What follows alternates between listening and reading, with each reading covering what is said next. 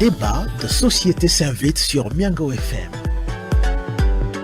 Les marchés brûlent, le transport coûte cher et bien d'autres questions qui polluent votre quotidien.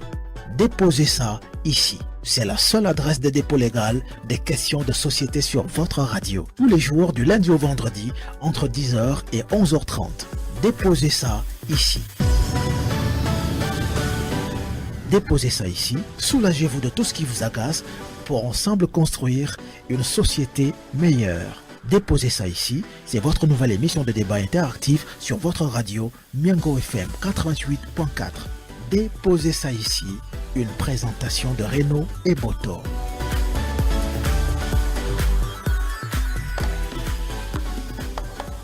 Miango FM, votre radio.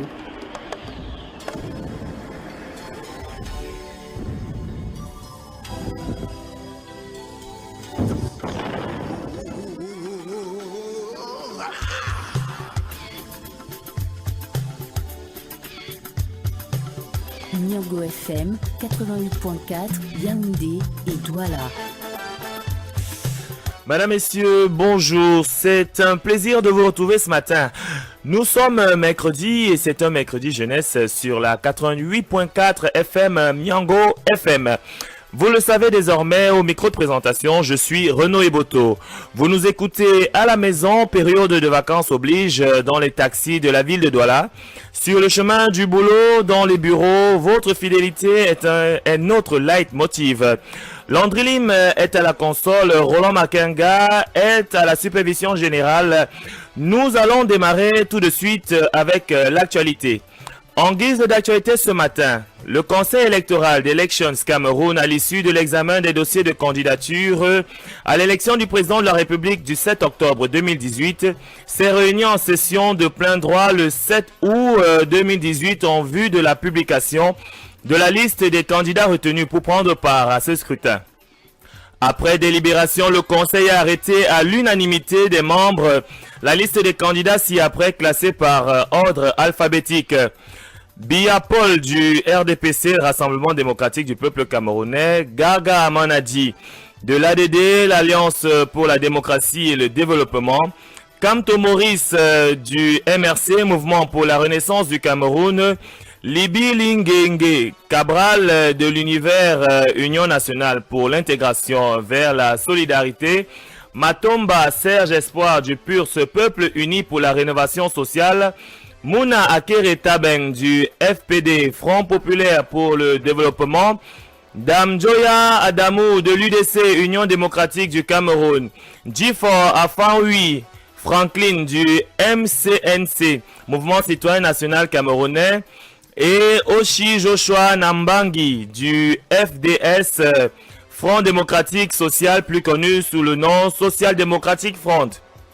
Sur les 28 dossiers de candidature reçus à Elections Cameroun, 27 ont été examinés par le Conseil électoral. Un des postulants, M. Feuze Isaac, du Merci Mouvement pour l'émergence et le réveil citoyen, ayant introduit une lettre formelle de désistement. Sur les 27 dossiers étudiés, donc, 18 ont été rejetés pour des motifs divers.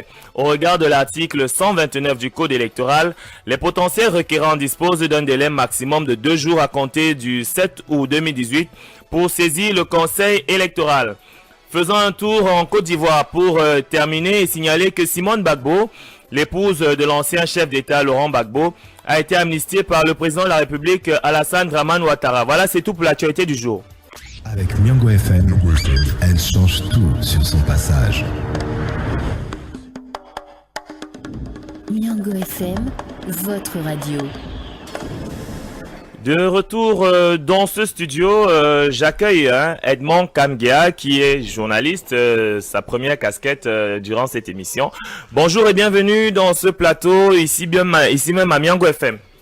Bonjour Monsieur Boto, bonjour à tous les auditeurs de Miango FM. Alors, le Conseil électoral vient de publier sa liste, 9 noms sur les 28 du départ. Alors, quelle est la lecture que vous en faites ? La première lecture, c'est celle que La liste qui a été publiée correspond globalement aux attentes de la plupart des observateurs et analystes politiques. Ceci en tenant compte des candidatures, notamment les dossiers qui avaient été déposés à Elecam. On se doutait bien qu'il y avait des dossiers de figurants qui n'allaient pas aboutir, des personnalités pratiquement inconnues, et qui visiblement, pour celles qui étaient les candidatures indépendantes, on avait la quasi-certitude que les dossiers n'allaient pas aboutir, parce que ce n'est pas facile d'obtenir 300 signatures.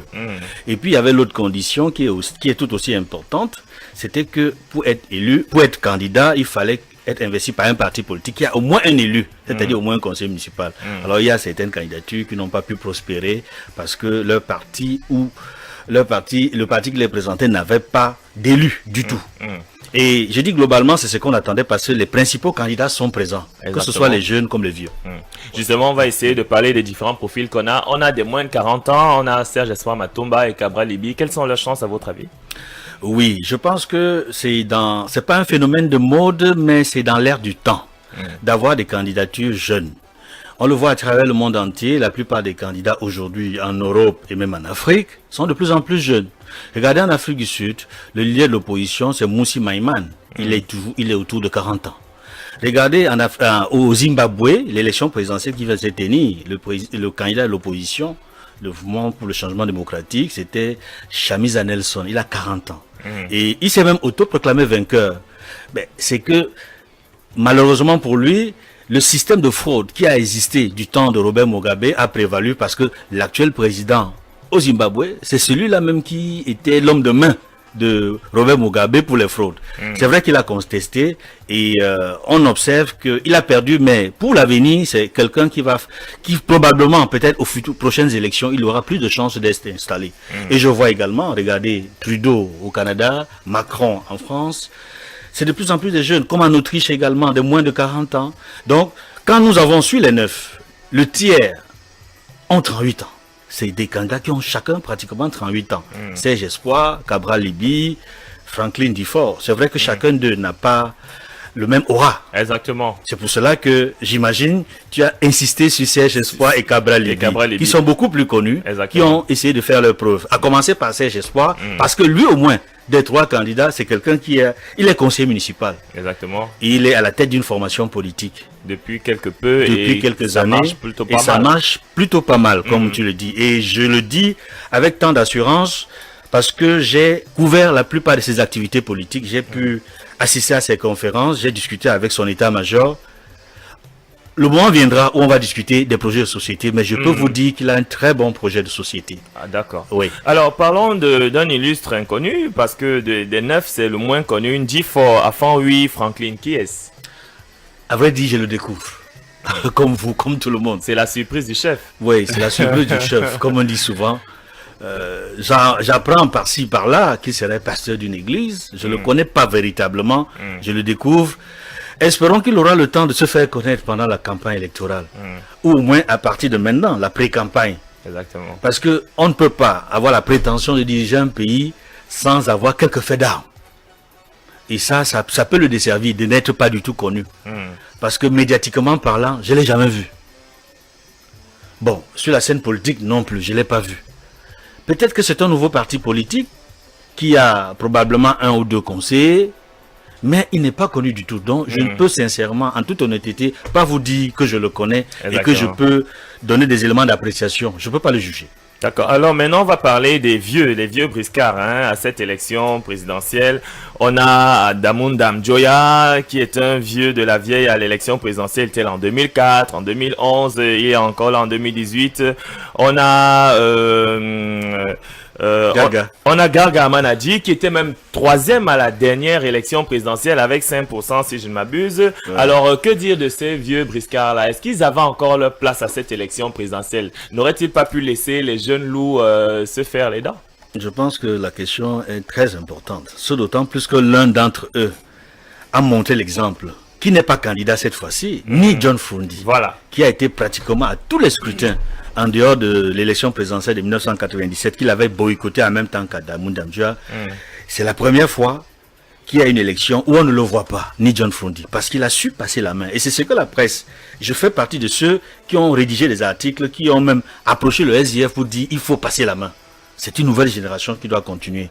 Et il a compris le message. Et il avait promis, ça je tiens à le souligner pour le mettre à son mérite, ni John Frondi, après l'élection présidentielle 2011, quand les résultats sont sortis, dans ses déclarations, il a promis, notamment au SDF, au public qui était là, après la proclamation des résultats, que c'est sa dernière élection présidentielle. Que les autres élections, ce sera un autre candidat. Nous pensions qu'il agissait comme des hommes politiques boulangers.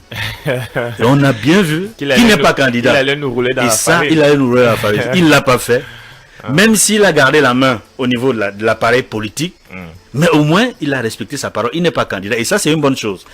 Et j'observe également, pour répondre directement à ta question, concernant notamment les deux, Garga Hamane et Adamou Ndamdioua, personnellement, j'estime que Garga Hamane aurait lui aussi dû passer la main. Non seulement pour l'âge, parce que c'est des gens qui ont 75, 76 ans, tout comme Adamou, mais pour un certain nombre d'oppositions, de principes, qui font en sorte que il n'a plus la légitimité pour se présenter comme un opposant politique. Si vous permettez, je peux expliquer. Allez-y, expliquez-nous. Depuis un certain nombre d'années, notamment entre 2011 et 2018, c'est vrai qu'on l'a nommé à la Commission nationale de lutte contre la corruption. Mais ce n'est pas suffisant pour le discréditer, parce qu'il a un actif qui montrait bien qu'il a qualité pour être à la Commission nationale de lutte contre la corruption. On s'en souvient en 1992. Il avait démissionné de ses fonctions parce qu'on lui avait enlevé, le chef de l'État lui avait enlevé la possibilité de lutter contre les grosses baleines. Parce que Paul Biya lui-même était la grosse baleine. Il lui a supprimé la possibilité d'agir en tant que ministre de la fonction publique du contrôle de l'État. C'est depuis cette époque-là qu'on a séparé la fonction publique du contrôle de l'État pour en faire deux ministères distincts.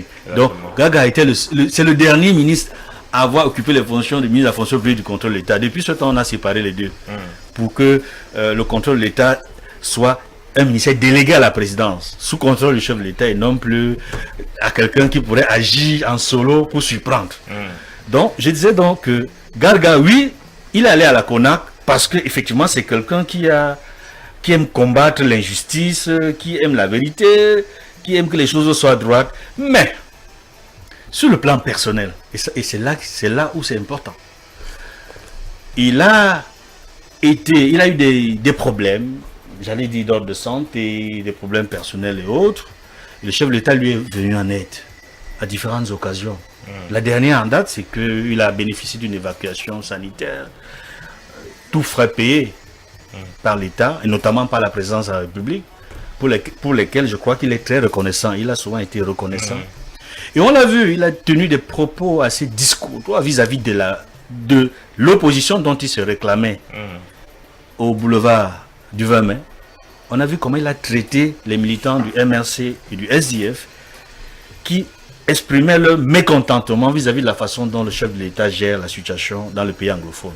Il a traité les militants du SDF et du MRC d'idiots. D'idiots.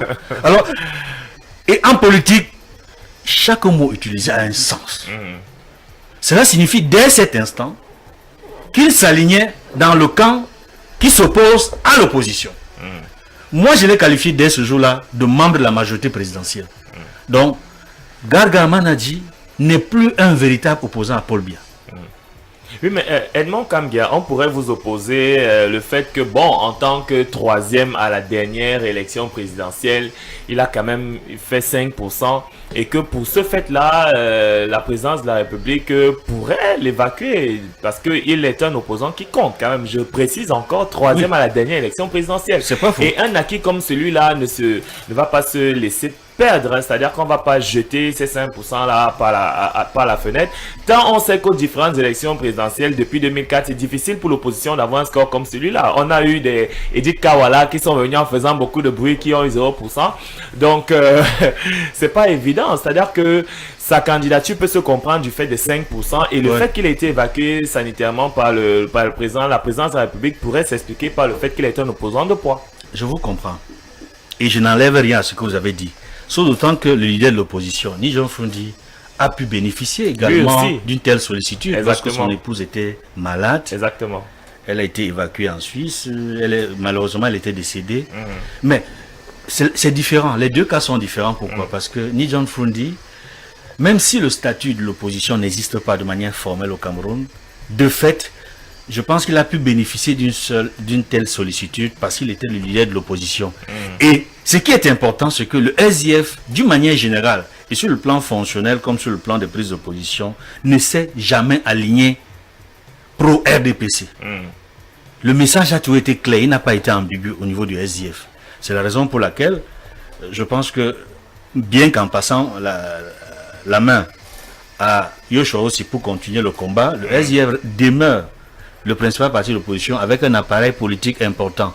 Et à aucun moment on a vu de manière formelle, j'insiste sur le côté formel, ni John Froundi se compromettre. Et je vais revenir sur Garga Manadji pour dire qu'il a été, j'allais dire, non seulement silencieux, mais pas visible sur les actions de l'opposition ces dernières années. On ne l'a pas vu, il n'a pas été présent dans les actions de mobilisation, dans les actions de contestation, dans la rue, comme dans les réunions et manifestations publiques. On n'a pas vu Garga. Il était de l'autre côté. Dans un côté, j'allais dire qu'il arrangeait mieux. Bon, c'est vrai qu'il travaille encore à la CONAC, mais s'il était encore opposant, ça je le dis avec toute l'expérience de 30 ans de métier que j'ai, je suppose qu'il aurait pu accompagner les actions qu'ont mené les leaders du SIF, du MLC, du PUS, dans la réforme, dans le projet de réforme du code électoral. Il a été absent. Et cette absence-là me fait penser je ne comprends pas pourquoi j'appellerais à voter pour quelqu'un qui a été absent dans les principales revendications de l'opposition. Et pour ajouter de l'eau à votre moulin, récemment, il s'est senti investi d'une mission présidentielle pour aller au nord-est, sud-ouest, parler. Comme émissaire de Paul Biya, pour aller discuter avec les populations anglophones et lui rendre compte. S'il n'y a pas meilleur élément ou argument pour dire qu'il est l'un des hommes de main du chef de l'État en ce moment, je crois que sa candidature n'a pas un véritable sens, au sens de l'opposition, je veux dire. Exactement. Parlons d'Adamou Ndamdjoya maintenant. Adamou Ndamdjoya, c'est quelqu'un pour qui j'ai beaucoup de respect, pour tout ce qu'il a fait dans ce pays. D'abord parce qu'il a été, et j'allais dire, le ministre de l'Éducation nationale, parce que c'est l'appellation qu'on avait à l'époque. Aujourd'hui, on me dit ministre des enseignements secondaires, mais il y avait le super ministre de l'Éducation nationale. Beaucoup de ceux qui ont son diplôme dans les années 77-78 s'en réclament, s'en vantent, disent que mon BPC, c'est Adamou Ndamdjoya. Je le dis pour que vous puissiez comprendre pourquoi je suis d'accord qu'il soit encore candidat. C'est un homme de l'éthique, des valeurs. C'est quelqu'un qui veut insuffler un esprit de vertu en politique et dans la société camerounaise.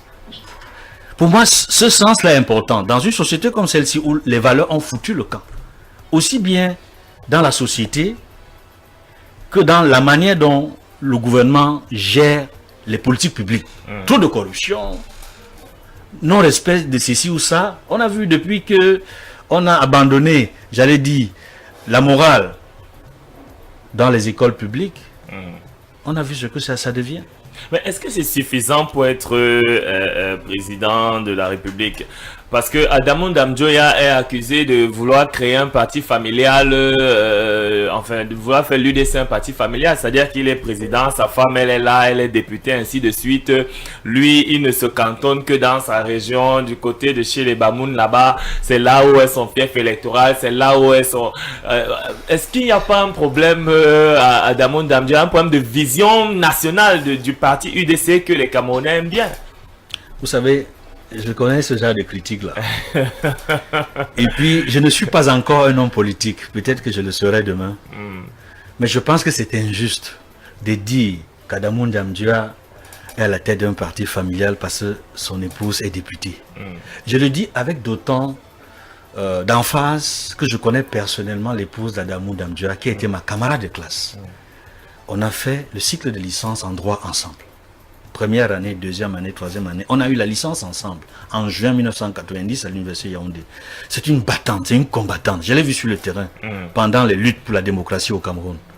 J'étais déjà journaliste à la Nouvelle Expression qui a été créé, dont le premier numéro est sorti en février 91. Donc après ma licence en droit, j'entre directement dans la presse. D'ailleurs, j'écrivais des articles quand j'étais étudiant déjà. Parce que mon premier article paraît en 1987, quand je suis étudiant encore. Donc je dis, je connais son épouse. Ce n'est pas le fait pour lui. Vous savez, il y a eu une loi qui a fait en sorte qu'à travers les incompatibilités, on pouvait plus être député maire. Exactement. Alors, certains estiment que parce que Adamou Ndiamdieu a permis à son épouse d'être député et lui il est resté maire, alors c'est un parti familial. J'ai dit non. Hermine Patricia Domaine Ndiamdieu a beaucoup de mérite, elle a beaucoup de qualité. C'est-à-dire, ce n'est pas parce qu'elle est l'épouse d'Adamou Ndiamdieu qu'elle a eu cette fonction. C'est parce qu'elle est une femme politique. Bon, la mauvaise coïncidence veut que ce soit l'épouse du leader du parti. Exactement. Alors, c'est trop vite fait de dire c'est un parti familial et puis parce que l'essentiel des députés vient du Noun. Mais c'est un mérite que beaucoup de leaders n'ont pas. Combien de leaders ont des députés dans leur région natale? Citez-moi d'autres leaders dans ce pays qui ont qui ont plus de 2 députés dans leur région natale. Regardez au nord-ouest. Au départ, dans les années 92, le SDF avait la totalité de 20 députés du nord-ouest. Mais aujourd'hui, le SDF n'a plus la totalité des députés du nord-ouest. Regardez les autres partis politiques de l'opposition. Regardez ces leaders-là. Non seulement ils ne sont pas députés, non seulement ils ne sont même pas élus. Adamou Ndiamdieu, lui, il a le mérite d'être élu. Il est élu maire. Il est maire de Fumban depuis 1996. Il se bat pour maintenir son poste. Si les électeurs du Noun votent pour lui, mais c'est parce qu'il y a certainement un message qu'il passe. Au-delà des bagarres, j'allais dire, fraternelles avec le sultan Bamoun, qui est du RDPC, avec qui il y a vraiment des querelles sérieuses qui nuisent malheureusement au développement du Noun. Je pense qu'Adamou Ndiamdieu, c'est un grand leader. C'est un grand leader. Et on ne devrait pas le contenir seulement en disant qu'il a des députés dans le Noun. Il a des conseillers municipaux, pas seulement dans le Noun. Il en a à Douala. Il a des conseillers municipaux à Douala. À Douala 2e, il a plusieurs conseillers municipaux depuis plusieurs années. On ne va pas dire qu'il est un parti régional alors qu'il a des députés hors de l'Ouest. C'est un parti national. C'est un parti national. Alors, moi, je pense que c'est un faux procès qu'on fait à Adamou Ndiamdieu. Parce que s'il faut retourner dans le passé, malheureusement, il faut également avancer. Mais vous savez, pour avancer, il faut savoir d'où on vient. Parfaitement. C'est pour ça que je rappelais que c'est un homme d'éthique. Et il demeure un homme d'éthique. C'est lui qui est le premier directeur fondateur de l'IRIC. Donc, je suis un ancien étudiant de l'IRIC.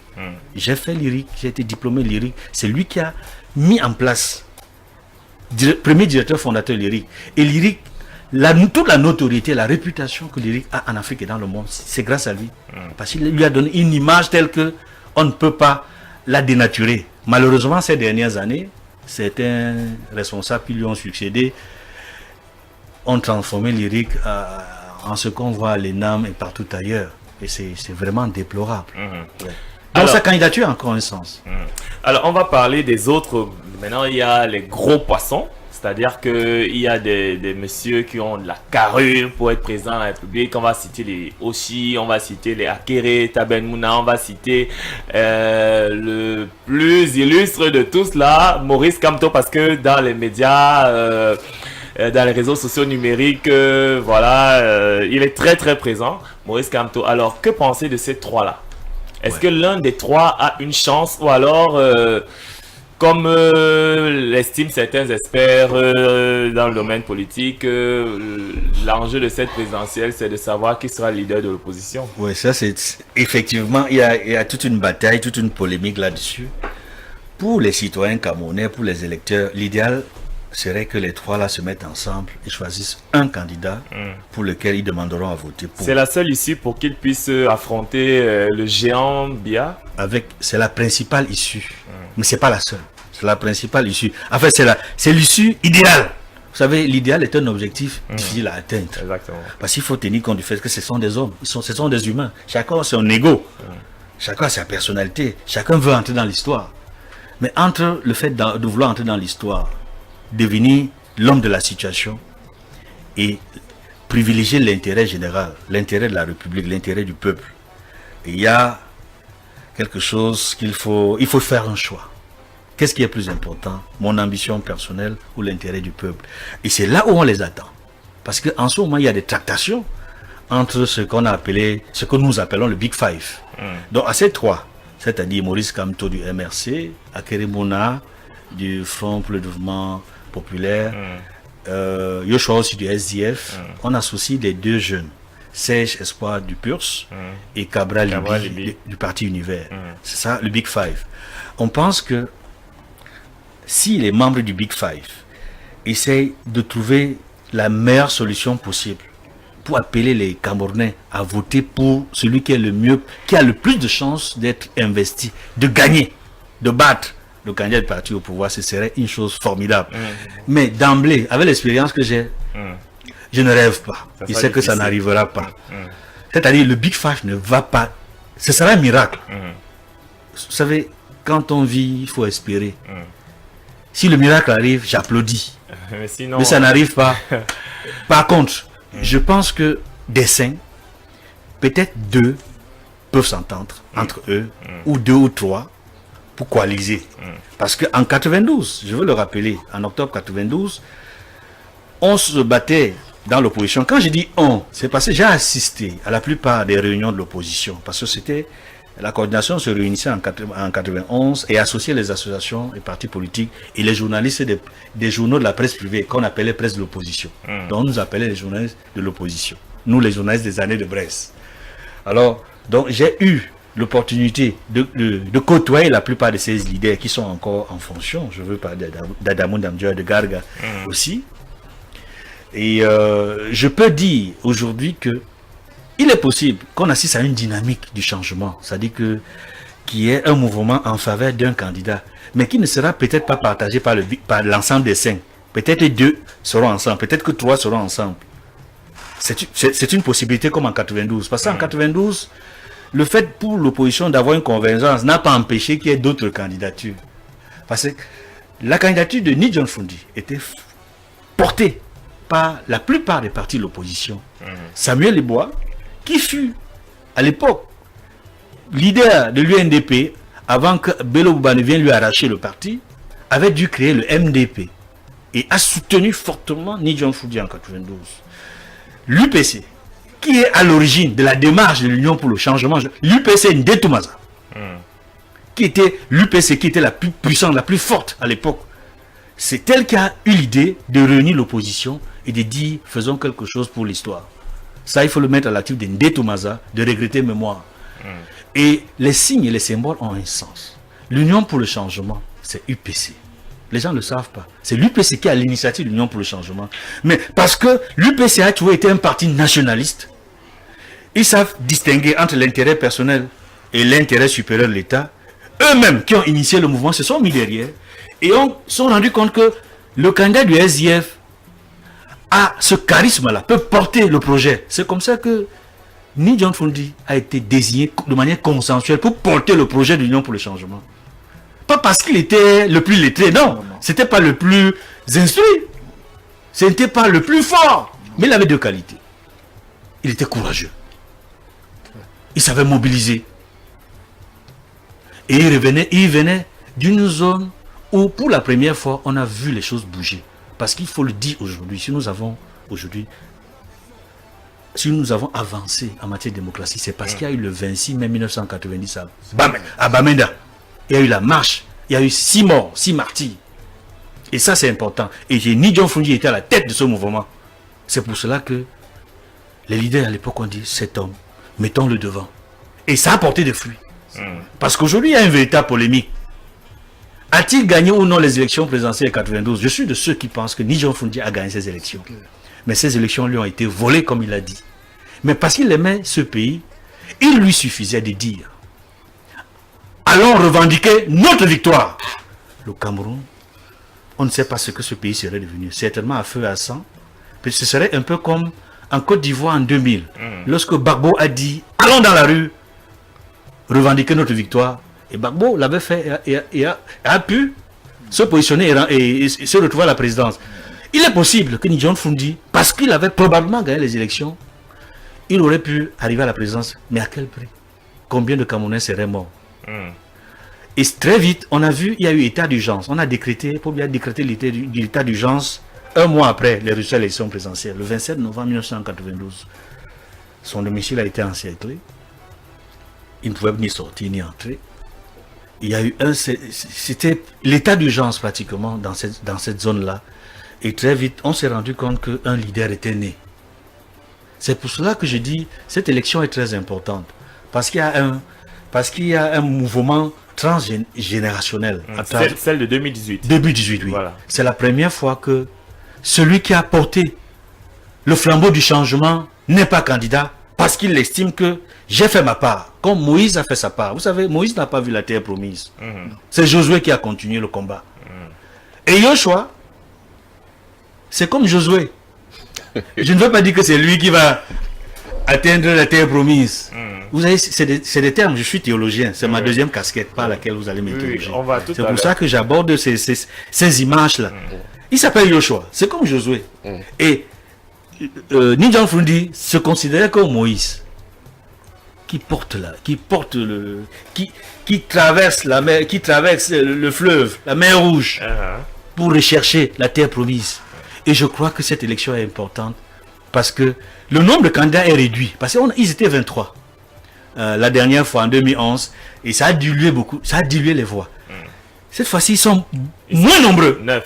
Ils sont 9. Et si les Camerounais votent véritablement utile, je pense que les fraudes avec la biométrie, même si elle n'est pas intégrale, peut nous amener à croire qu'on aura un résultat un peu différent de ce qu'on a connu en 2011. Alors, je vous allez me permettre, après ce brillant exposé que vous venez de nous faire, d'accueillir nos autres invités. Je vais accueillir d'abord frère Junior Tchabda. Bonjour et bienvenue dans ce studio. Bonjour René, bonjour à tous les auditeurs de Miango FM, bonjour aux copanélistes, bonjour à tous ceux-là qui nous écoutent sur le plan national et international, cette merveilleuse radio. Alors, vous allez vous présenter pour la gouverne de nos auditeurs. Je vous laisse le soin de le faire vous-même. Alors, pour ceux qui m'écoutent pour la première fois, je crois que je suis sur d'autres ondes, dans la ville et dans d'autres pays. Je suis un Camerounais natif de l'ouest du Cameroun et je suis prédicateur de la parole du Seigneur. D'accord. Alors, on a parlé de tous les candidats, oui. sauf un. Oui. Ouais, quand on vous a laissé, exactement. On vous a laissé l'honneur. Peut-être plutôt la colle. Parce que je m'interrogeais sur pourquoi notre grand frère c'est comme si vous évitiez un tsunami. Non, pas du tout. Ici, nous, on est libre, la parole est libre. Alors, on vous a laissé l'honneur de nous parler du candidat Biya, oui. Qui, ma foi, se retrouve encore à l'élection présidentielle. Oui. Et selon les sondages, ou alors selon certains experts, il va écraser ses adversaires avec un score à la soviétique. Alors, qu'est-ce que vous en pensez? Voilà. Si vous demandez, puisque notre frère, il a double casquette, je suis d'abord citoyen camerounais, il pourrait parler en tant que citoyen, puis en tant que prédicateur. Exactement. En tant que citoyen, je crois que beaucoup de personnes comme moi pensent que, et comme il a dit dans son analyse là, pas seulement les gros poissons tels que Gaga Ama Hadji et Abdelmoun Damjoua auraient dû laisser, et il a fait citer dans différents autres pays que c'est comme si c'est un vent de la jeunesse qui souffle dans la démocratie. Vous voyez, cet engouement qu'ont la jeunesse maintenant à vouloir porter les aspirations des bas peuples, on voit effectivement que ces changements auraient dû souffler dans cette direction-là, et le président dans ces cas de la République du Cameroun aurait saisi l'occasion pour sortir, comme l'ambassadeur américain lui avait supposé, des faits comme Nelson Mandela entrer dans l'histoire. Maintenant, l'autre sens, ce serait maintenant, et s'il perdait? Pourquoi les gens ne posent pas la question, et s'il perdait?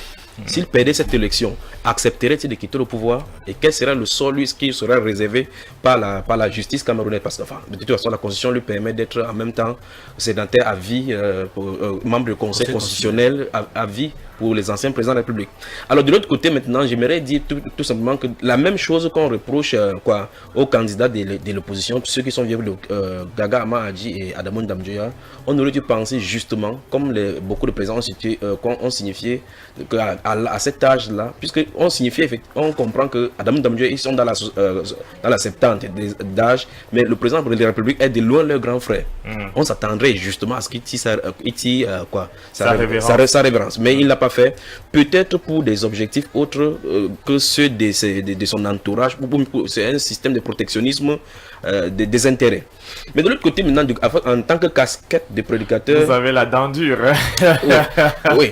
De l'autre côté, avec mon ma casquette du président de la République, je rappelle que pour ceux qui me connaissent déjà, il y a une chaîne des enseignements sur YouTube appelée Bamba Iba, B-A-M-B-A, espace Iba, où depuis des années, et comme mon frère le signifiait, il a parlé de John Fundi. Depuis en 2016, le Seigneur nous a donné par prophétie que John Fundi ne se présenterait pas à cette candidature. Et là, sur ce site-là, Internet, à plusieurs reprises, nous avons les messages pour le Cameroun, y compris l'issue des Que vous disent les prophéties de cette année 2018? Je crois que ce serait bien pour que les gens aient visité, mais il va glisser quelque peu là-dedans. Glissez-nous quelque chose. Vous pouvez poser la question concernant le candidat, le gros poisson, et moi, laisser le gros poisson à manger. Alors, je crois que le gouverneur et tous les autres membres du gouvernement nous écoutent là-bas. Sur ces sites-là, c'est dit clairement le message pour le Cameroun avant que ces événements passent. Depuis 2009, j'en parle par rapport aux événements. J'avais dit dans l'un des enseignements que ce que nous appelons un milieu de paix peut être un signe avant-coureur d'un tsunami qui va parcourir le pays, en expliquant les différents spots des choses que nous allons avoir dans le pays. Et plusieurs fois même, je suis allé à la présidence, j'ai écrit des choses où j'ai déposé à la présidence. Sur ce internet, je dis comme ça pour la référence, pour que les gens qui nous écoutent puissent comprendre que ce n'est pas du jeu. Il y a un message au président de la République, la sortie des crises, avant même que la crise n'entre en scène, que le président de la République devait appeler une repentance nationale pour le pays, parce que les cœurs étaient totalement fermés. Les gens sont frustrés. Il faudra un pardon national, une repentance nationale pour que la prospérité vienne sur ces pays-ci. Je crois que c'est resté lettre morte. Plusieurs fois encore, et puis j'ai parlé après le Conseil constitutionnel et que le lion puisse se reposer.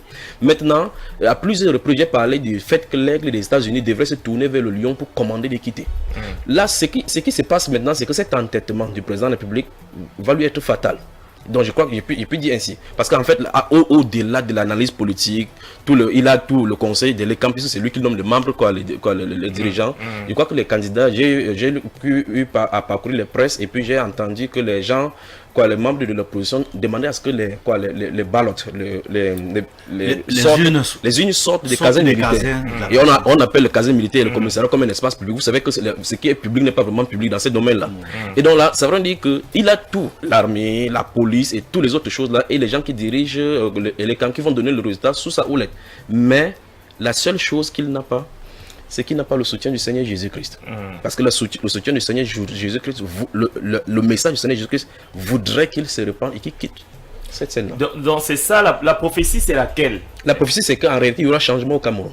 En 2018. Ne vous inquiétez pas, nonobstant, souvenez-vous de ceci, je crois que puisque c'est une radio qui est bien écoutée. Nous sommes en 2018. Ah, d'accord. Puisque c'est une radio écoutée par les gouverneurs et tous les gens de ce pays, je préfère le dire. Vous avez dit tout à l'heure, il ne marche pas mes mots. Mais comment vous avez su ça? Vous êtes vraiment informé. Écoutez, il y a une réalité qu'on doit admettre, et qu'on le veut ou pas. Dans le dernier chapitre 2, la Bible déclare que le règne du Très-Haut domine sur le règne des hommes. Et il donne le trône à qui il le veut. Maintenant, les gouvernants, et j'avais écrit dans une brochure que j'ai mis dans le document que j'ai envoyé à la présidence, dont le titre était La bonne gouvernance face à la révolte. Dans ce document-là, j'expliquais, c'est à l'issue du printemps arabe, j'avais expliqué que tout gouvernement qui néglige les pauvres, les orphelins autres là-bas, et l'injustice particulièrement, attirera sur lui tôt ou tard la fougue des peuples. Et j'ai parlé donc du concept de l'autorité selon la Bible et ce que les populations devraient faire. Dans ces choses-là, et puis j'ai donné pas un ordre, un avertissement au président de la République, au lieu d'avoir des conseillers tout autour de lui, qui pourraient lui dire tout simplement ce qu'ils veulent entendre, puisque la réalité est que très souvent, il n'est même pas au courant de ce qui se passe dans le bas peuple. Il n'a qu'à voir les routes de Douala et on va toujours lui dire que tout va bien.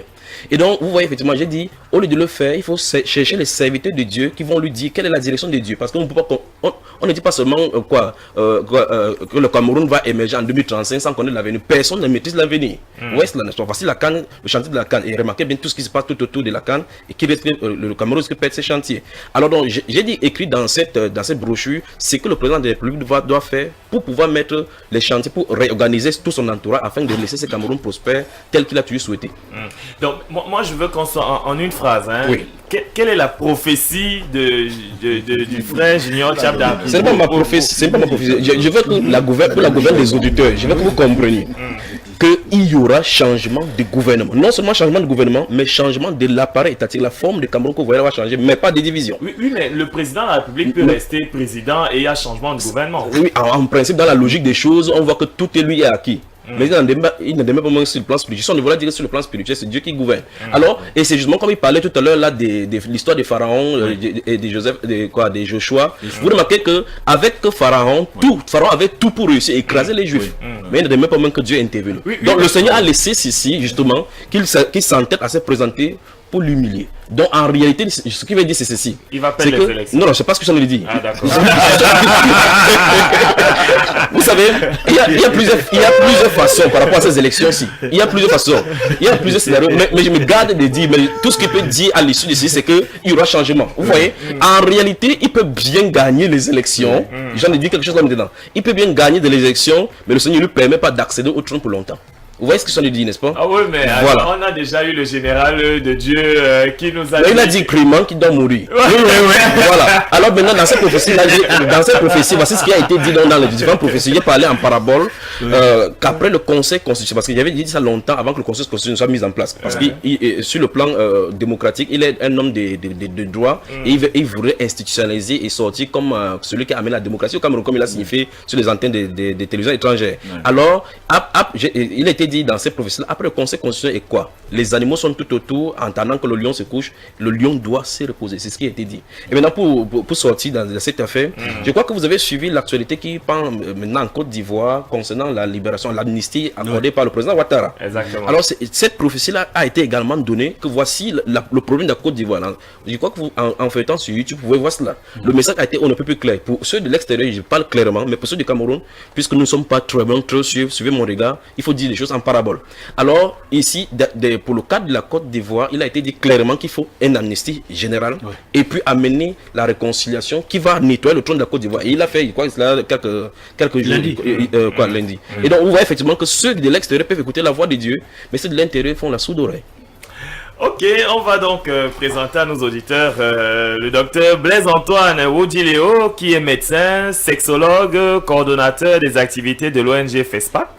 Bon, avec vous, on va parler de sujets concernant la sexualité, mais est-ce que vous avez un mot à dire après tout ce que vous venez d'entendre sur la politique ce matin? Je vous assure, je ne dis rien. En 92, j'avais brûlé tout ce que j'avais comme carte. Voilà. J'ai brûlé parce que ma voix n'avait pas été prise en compte. Pourtant, j'avais voté. Il sait que son candidat avait gagné. Mon candidat avait gagné. Il est sexologue maintenant depuis ça. Non, c'est ma profession. Oui. C'est ma profession. Est-ce que votre profession, c'est voter? Négatif. C'est pas voter. Mais moi, j'accomplissais juste ce que tout bon citoyen devrait le faire dans son pays. De toutes les façons, pour la gouverne de nos auditeurs, en 92, les procès-verbaux sont bien clairs. Le président Biya avait gagné l'élection. On fabrique des procès-verbaux. C'est pas un souci. Les procès-verbaux sont clairs pour l'instant, jusqu'à ce que la preuve du contraire. Oui, les procès-verbaux officiels. Officiels, voilà. Donc, le président Biya avait bel et bien gagné l'élection de 92. Alors, nous allons prendre une légère pause et on revient juste derrière pour parler du sujet du jour. Aujourd'hui, on parle de la masturbation. À tout à l'heure. Avec Miango FM, elle change tout sur son passage. C'est la publicité sur Miango FM. Ce vendredi, trouvez la bonne combinaison et gagnez le Banco 2, 120 millions de francs CFA. PMUC, un jour, vous aussi, vous allez gagner gros. C'était vos messages préférés sur Miango FM 88.4.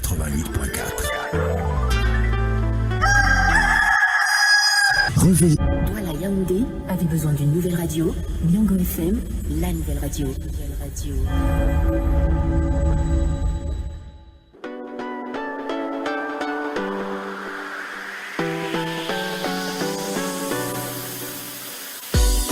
Les débats de société s'invitent sur Miango FM.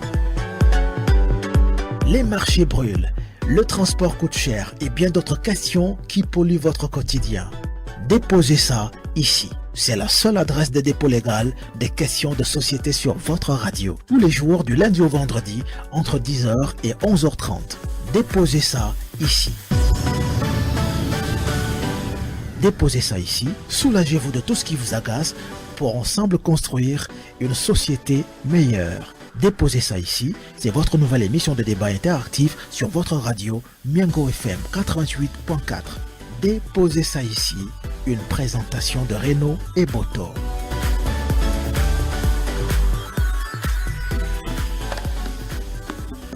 Miango FM, votre radio.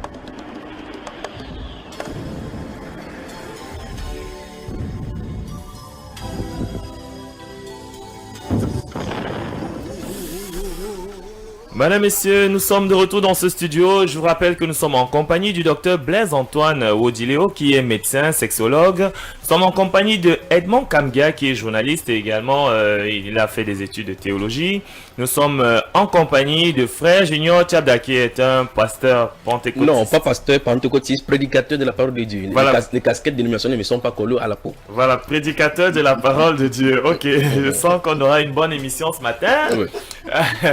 Alors, nous allons parler de la masturbation. C'est un phénomène qui est très fréquent, notamment au niveau des jeunes. Nous sommes en pleine période de vacances scolaires, donc les jeunes nous écoutent à la maison. Alors, nous commençons par vous, docteur. Alors, c'est quoi la masturbation? Ben, dis donc, tu as tout fait de nommer les jeunes. Pourquoi ça? Pourquoi seulement les jeunes? Pourquoi les jeunes? Pourquoi les jeunes? Laisse-moi te dire. C'est moi le médecin coordonnateur du centre d'écoute. J'ai demandé qu'on en parle parce que je reçois des gens dans notre centre d'écoute.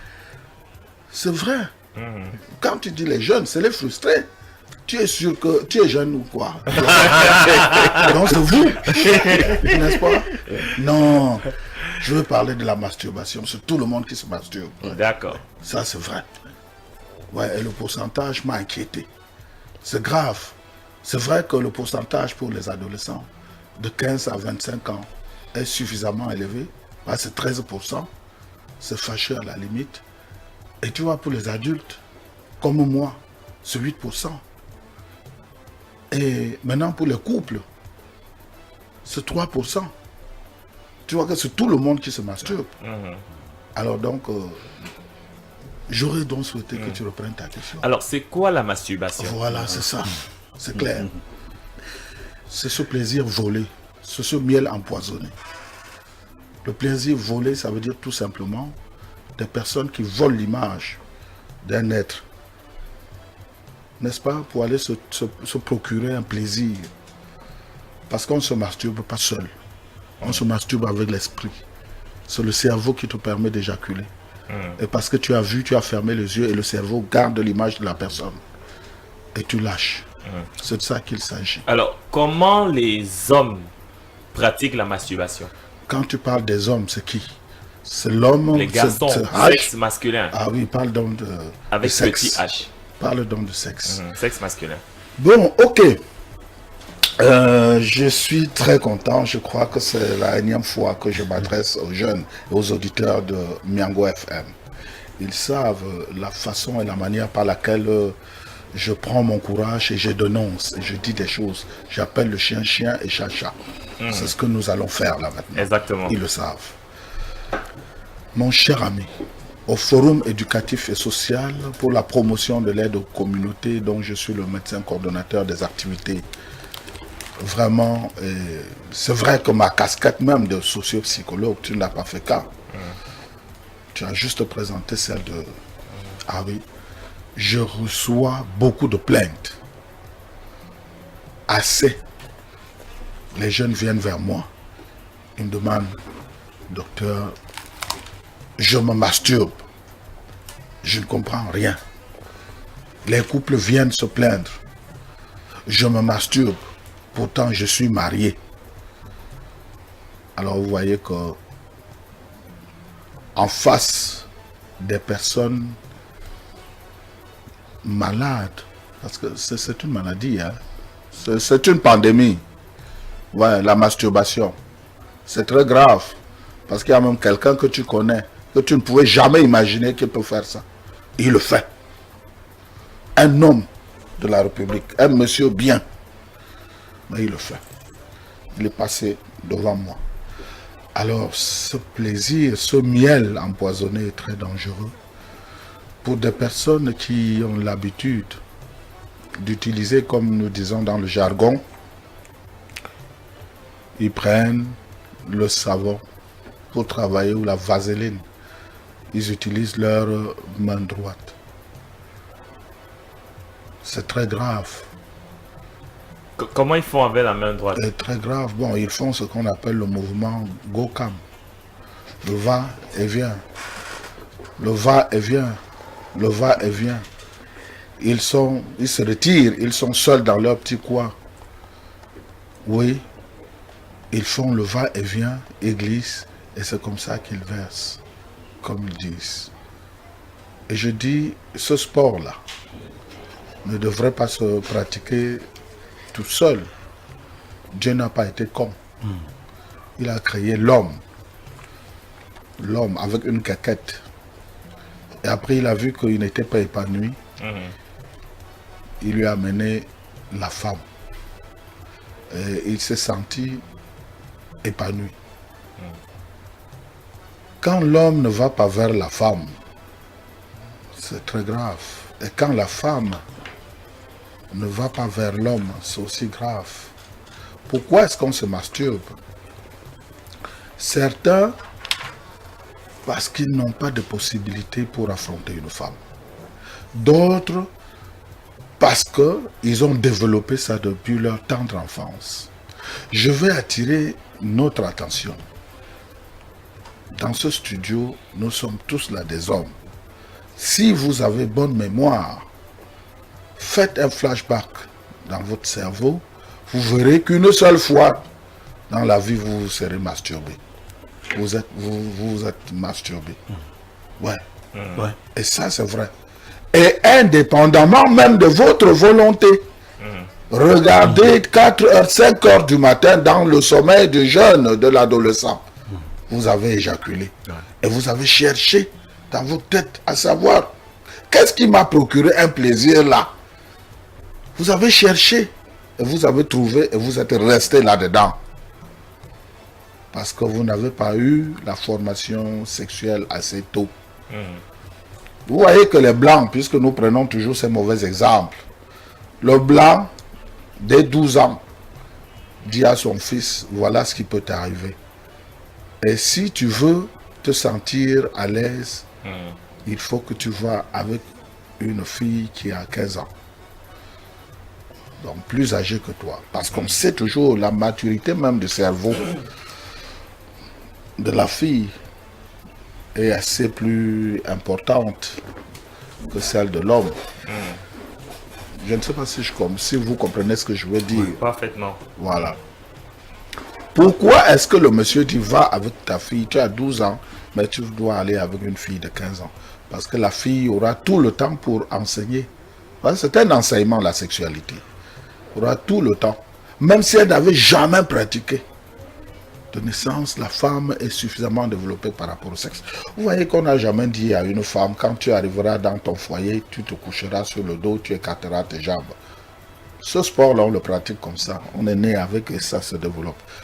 Alors, donc, je dis avec les hommes, quand vous n'avez pas formé ou quand le gars n'a pas eu un bon formateur ou des parents avisés, il doit rester militant du bras droit, donc du GOCAM. Et ça devient très grave. Parce que si jusqu'à 18 ans, 20 ans, 25 ans, il est avec le GOCAM, quel que soit le salaire que ce garçon aura dans sa vie, il n'aura pas envie de se marier. Docteur, permettez-moi de comprendre. Oui. Vous militez pour que les parents enseignent la sexualité aux enfants à partir de 12 ans. C'est clair. Nous avons vu une vidéo que me montrait le directeur des programmes de Miango FM récemment dans un pays d'Asie proche de l'Inde où une maman montrait des mouvements sexuels à son jeune garçon de moins de 8 ans. Il prenait déjà avec lui, elle jouait avec lui, il était nu, elle était nue, et puis elle lui montrait des mouvements sexuels déjà. C'est ce type d'apprentissage sexuel dont vous parlez? Non, là c'est satanique ça. Moi je parle de 12 parce que je me réfère aux 12 tribus d'Israël parce que ça fait la maturité, non seulement du monde, mais même la maturité du cerveau. Un enfant de 8 ans ne retient rien, mais quand c'est du gâchis, ça reste indélébile, c'est une tâche. D'accord. C'est ça. 12 ans, c'est important. Je vais revenir à vous, Edmond Kamgia. Alors vous avez fait des études de théologie et vous êtes également journaliste. Alors comment comprendre ce phénomène lorsqu'on donne les chiffres de 15 à 25 ans, 13%, les adultes 8%, les couples 3%. Alors comment comprendre ce phénomène-là, la masturbation, à des pourcentages aussi élevés?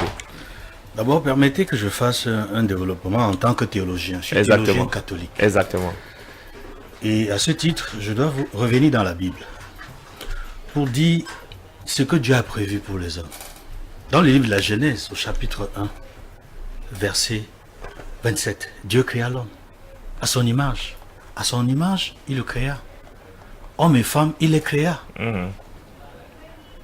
Et plus loin, dans le verset qui suit, le verset 28 du premier chapitre de la Genèse, il leur assigne une mission. Il les bénit. L'homme et la femme, Dieu bénit l'homme et la femme. Soyez féconds. Allez remplissez la terre. Dominez-la. Et ceci est important, il faut le noter. La mission que Dieu assigne à l'homme et à la femme. Il faut dire que tout à l'heure, le docteur, à un moment donné, a dit quelque chose d'important. Il a dit que l'homme n'était pas épanoui. C'est ainsi que Dieu lui a accolé la femme. Effectivement, dans le livre de la Genèse, au chapitre 2, verset 18, il n'est pas bon que l'homme soit seul. Il n'est pas bon que l'homme soit seul. Dieu a effectivement constaté que l'homme n'était pas épanoui quand il l'a créé. C'est pour cela que il y a dans le même livre de la Genèse, dans les versets qui suivent, Dieu endort l'homme dans sa torpeur, et lorsque l'homme est endormi, il laisserait sa côte, referme la chair. De cette côte, il fabrique la femme. Quand l'homme se réveille, il s'écrie: voici l'os de mes os, voici la chair de ma chair. Ça, c'est Genèse 2, 23. Et c'est pour cela qu'à Genèse 2, 24, l'homme quittera son père et sa mère et s'attachera à sa femme. Les deux ne constitueront qu'une seule chair. Et Saint Paul, justement, cette phrase est très importante dans l'épître de Paul aux Éphésiens, au chapitre 5, verset 31. L'homme quittera son père et sa mère et s'attachera à sa femme. Quand on le dit ainsi, cela conforte le fait que l'acte sexuel, c'est entendu comme l'acte conjugal. L'acte sexuel doit, sur le plan de la morale sexuelle, se dérouler dans le mariage, parce que le mariage est sacré. Le mariage est une institution divine. Dans la morale sexuelle, la masturbation, comme d'autres déviances sexuelles, sont désapprouvées par l'Église. Ah, l'Église comprend la masturbation comme étant une déviance sexuelle. Elle comprend. Elle comprend comme une déviance sexuelle. Et elle promeut des valeurs qui vont dans le sens de la maîtrise du corps, afin que l'enfant, apprenant la morale sexuelle, se prépare à vivre l'épanouissement dans le cadre du mariage. C'est pour cela que je citais la Genèse et l'épître de Paul aux Éphésiens, qui disait que l'homme, quand il est en âge de se marier, quitte son père et sa mère et rencontre sa femme. Alors, et tous les deux constituent une seule chair. Moi, je vois l'acte sexuel dans le mariage, pas avant le mariage. Ça, c'est le théologien qui parle. Alors, vous qui êtes proche des milieux catholiques, vous l'avez dit. Oui. Alors, dans les séminaires, oui. Alors, et même pour les jeunes prêtres, les prêtres qui sortent du séminaire, alors comment ça se fait? On choisit des gens virils, qui doivent vivre seuls toute leur vie. Est-ce qu'on ne pourrait pas penser que, justement, ils arrivent pour certains à rester seuls parce qu'ils pourraient pratiquer ce sport-là, qu'est la masturbation? C'est une très bonne question. D'abord, j'essaie d'expliquer ce que l'Église veut faire passer comme message à travers le fait que pour entrer au séminaire, il faut être viril. Il faut le sacrifice. C'est vrai, avant le sacrifice, il y a l'appel. Tu dois avoir la vocation. Dieu t'a appelé. C'est pour ça que tu viens au séminaire. Si tu n'es pas appelé, tu vas monter, tu vas descendre, tu seras un mauvais pasteur, tu seras un mauvais prêtre, parce que Dieu ne t'a pas appelé. Mais quand Dieu t'appelle, tu as un encadreur spirituel qui te guide, tu entres au séminaire, on te suit, tu peux devenir un bon prêtre, un bon pasteur. Bon, maintenant, sur la question que tu as posée, pourquoi, maintenant, sur la notion du sacrifice qu'il faut faire, parce que quand tu entres viril, cela signifie que tu pouvais, à travers la mission que Dieu a assignée à l'homme et à la femme, de remplir la terre, l'homme et la femme. C'est une vocation de se marier. C'est également une vocation d'être dans un état de vie, de célibat. C'est une vocation. Ce n'est pas donné à tout le monde. Tout le monde ne peut pas. vivre dans cet état de vie où il faut faire le vœu de chasteté et respecter le célibat. Effectivement, je conçois avec vous, parce que le fond de votre question, c'est la difficulté à vivre cette relation que l'on souhaite d'après les enseignements de l'Église sans se masturber. Je crois que c'est le sens profond de la question. Exactement. En réalité, il est possible qu'en entrant avant ou à l'intérieur du séminaire, le séminariste, dans son vécu quotidien, c'est-à-dire dans sa vie de tous les jours, parce que c'est un être humain, parce qu'il a des sensations, il a des hormones, qu'à 4, 5, 6 heures du matin, c'est un mouvement, l'érection est naturelle. Le médecin, là, il va le confirmer. L'érection, c'est un mouvement naturel. Mais maintenant, comment il faut le gérer? Est-ce que parce qu'on a l'érection chaque matin, on doit utiliser le savon, se masturber? On doit en appeler à une image qui nous aide à nous masturber. That's the question. C'est ça la question. Je voulais donc dire qu'il est possible que malgré les efforts que l'on fait, malgré la maîtrise que l'on peut avoir, on est faible. Parce que la chair humaine est faible. L'esprit est ardent. On se masturbe malgré tout. Ça peut arriver. Mais donc, c'est un travail à faire. En réalité, c'est un travail à faire. Parce que, comme il a dit le médecin, il est déjà arrivé à chacun de nous de nous masturber dans notre vie. Et comme il est dit si bien, ça ne concerne pas que les jeunes.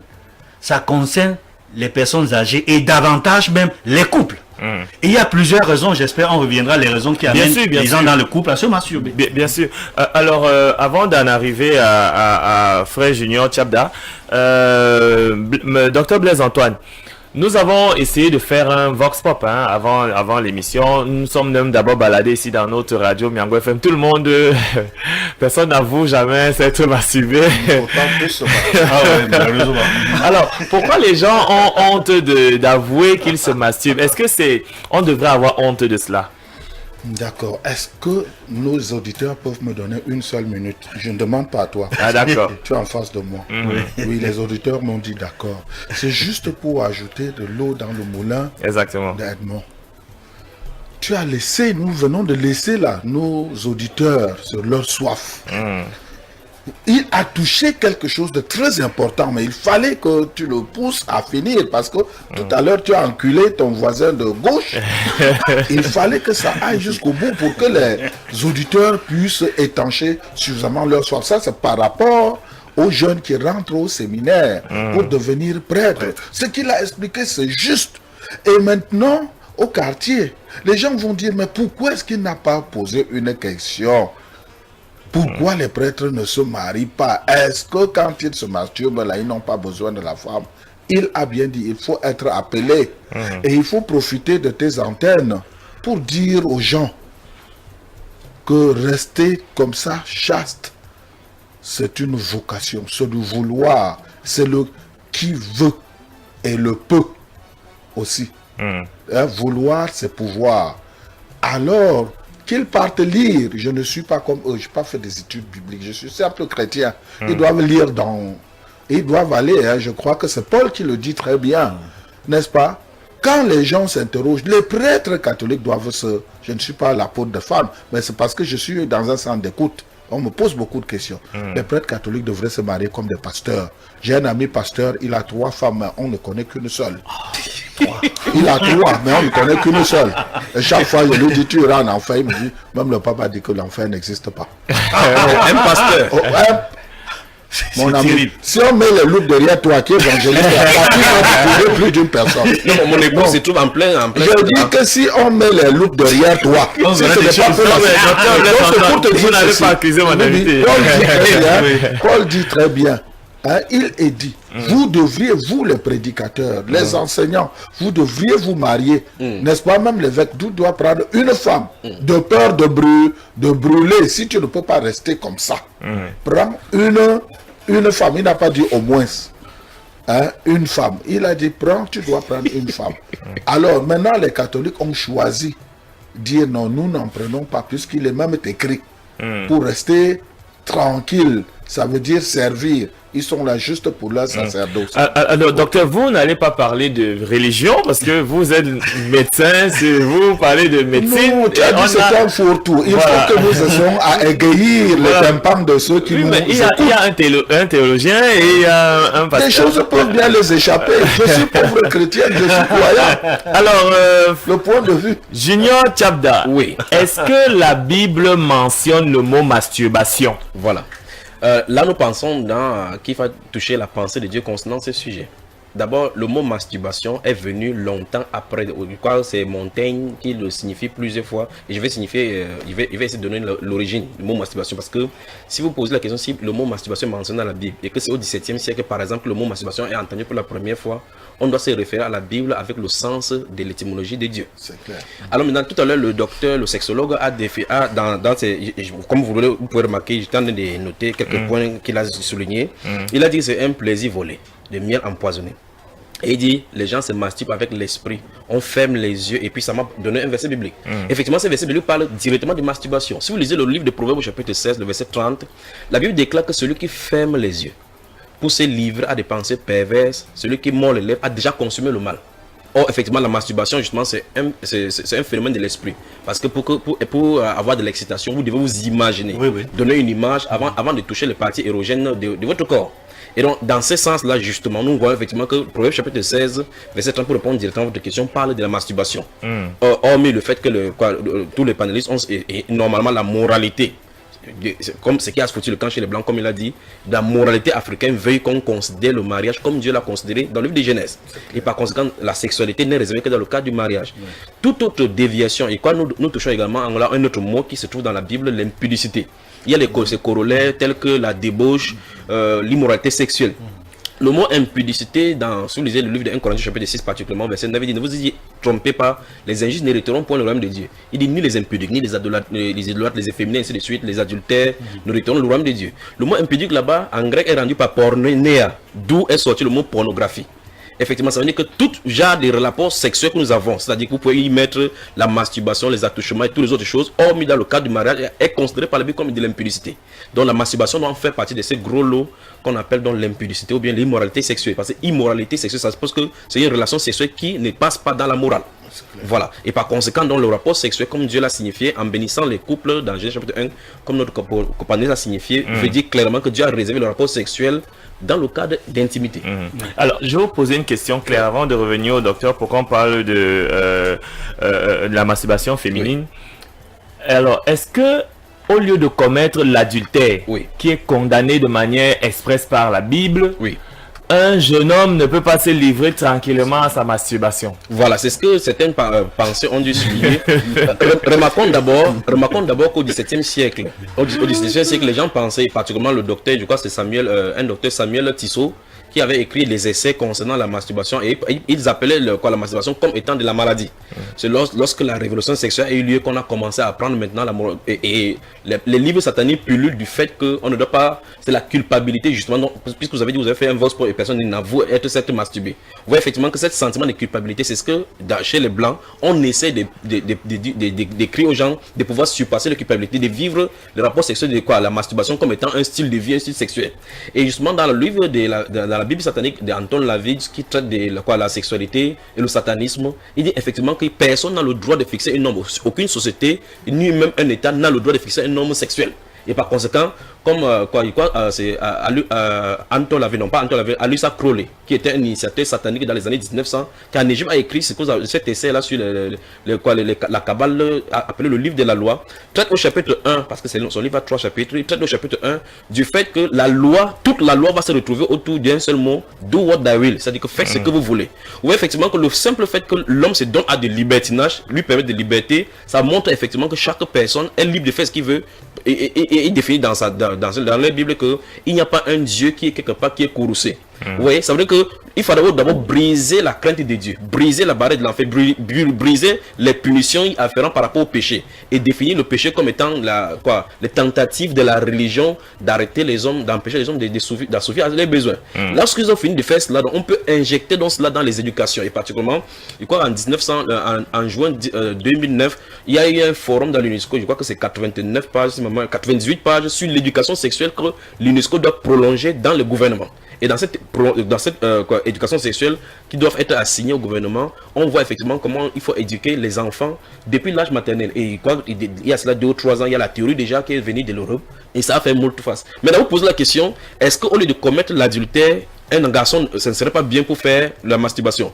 Mais la Bible déclare que celui qui a condamné le mensonge condamne aussi l'homosexualité. C'est la même personne qui condamne ceci. Ça veut dire que vous serez en enfer, chacun sera dans la cellule. Il y aura la cellule de ceux qui ont commis l'adultère, il y aura la cellule de ceux qui ont fait de la masturbation. Donc si vous esquivez la masturbation, vous tombez dans le cadre des adultères. Donc ça veut dire que en clair, le péché c'est le péché. Alors, monsieur le médecin Blaise Antoine, alors comment se passe la masturbation féminine? Déjà, est-ce que est-ce qu'elle est plus dangereuse que la masturbation masculine? Parce que vous avez expliqué tout à l'heure que la masturbation masculine, c'est avec, je sais pas, du savon ou un lubrifiant, un mouvement va-et-vient. Go-cam. Alors, comment se passe la masturbation féminine? C'est même la pratique la plus rapide chez les femmes. Ah bon? La plus rapide chez les femmes. Il suffit qu'elle se met même debout, comme vous le faites aussi souvent là, vous les jeunes. Elle pointe le majeur sur le clitoris, elle appuie en frottant un peu, en le bougeant un peu, 2-3 secondes, elle a éjaculé. Ah bon? Ouais, elle se libère. Bon, il y a une technique, je voulais vous poser la question de savoir, il y a des femmes en Europe qui estiment que en retenant les urines pendant très longtemps, vous voyez, quand elles vont aux toilettes et qu'elles font pipi, elles ressentent l'extase jusqu'au niveau du dos. Alors, est-ce que c'est une forme de masturbation aussi, retenir ces urines pendant longtemps? Non, ça, quand tu dis même retenir les urines pendant longtemps, quand elles se libèrent, je crois que c'est les reins qui se sentent à l'aise, ce n'est même pas la hanche, parce que quand tu dis sur le dos, tout ce qu'on peut ressentir après avoir libéré la vessie, c'est les reins, parce que quand les reins ont fait les trop pleins de déchets, et vous n'avez pas évacué, et quand vous libérez, ils se sentent aussi, ils se libèrent, et puis quand on parle de se masturber, c'est atteindre l'orgasme. La femme atteint l'orgasme, c'est à l'intérieur parce que ça commence là-bas au cervelet, ça descend la colonne vertébrale, ça fait un vent, ça fait ça, comme un courant électrique. On ne peut pas aller faire pipi et puis éjaculer. C'est comme quelqu'un ne peut pas au même moment qu'on fait les selles, on libère aussi la vessie. Vous ne pouvez jamais réussir. Vous étouffez votre prostate. On doit soit d'abord faire pipi et ensuite, on doit faire les selles. Donc, impossible qu'on soit en train d'uriner et d'atteindre l'orgasme. Mais vous n'avez pas entendu parler des femmes fontaines, c'est-à-dire que lorsque... La femme fontaine, c'est celle-là qu'après une simple caresse, vous la voyez couler, c'est celle-là que nous n'aimons pas assez en Afrique. La femme fontaine, c'est celle-là qui, c'est comme si on avait versé, on avait ouvert le robinet. Dès que vous la pénétrez, c'est le fioc, fioc, fioc. C'est de ça qu'il s'agit. C'est de ça qu'il s'agit. Et docteur, pour finir avec vous, est-ce que lors de la masturbation féminine, il n'y a pas utilisation d'objets pour pénétrer le vagin? Ah bon, attends. Là, quand on parle de la masturbation, il faut faire le distinguo, n'est-ce pas, entre la provocation et la masturbation. Parce que quand tu as utilisé un pénis artificiel, n'est-ce pas, c'est vrai que tu voles l'image, mais ce n'est plus la même chose. C'est quand tu utilises le doigt. Pour la femme, c'est le majeur. Pour l'homme, c'est la paume de main. À l'aide de son pouce. Hein? Alors, quand tu utilises un pénis artificiel, c'est vrai que par abus, on dit je me suis masturbé. Non. C'est encore un autre langage. Tu as entretenu des relations sexuelles coupables. Ça veut dire tout simplement que le mari, l'homme de tous les jours, il n'est pas là. Et il t'a dit, vas-y. Elles le font souvent en bavardant. Joseph, non, vraiment, Herman, c'est bien, vas-y.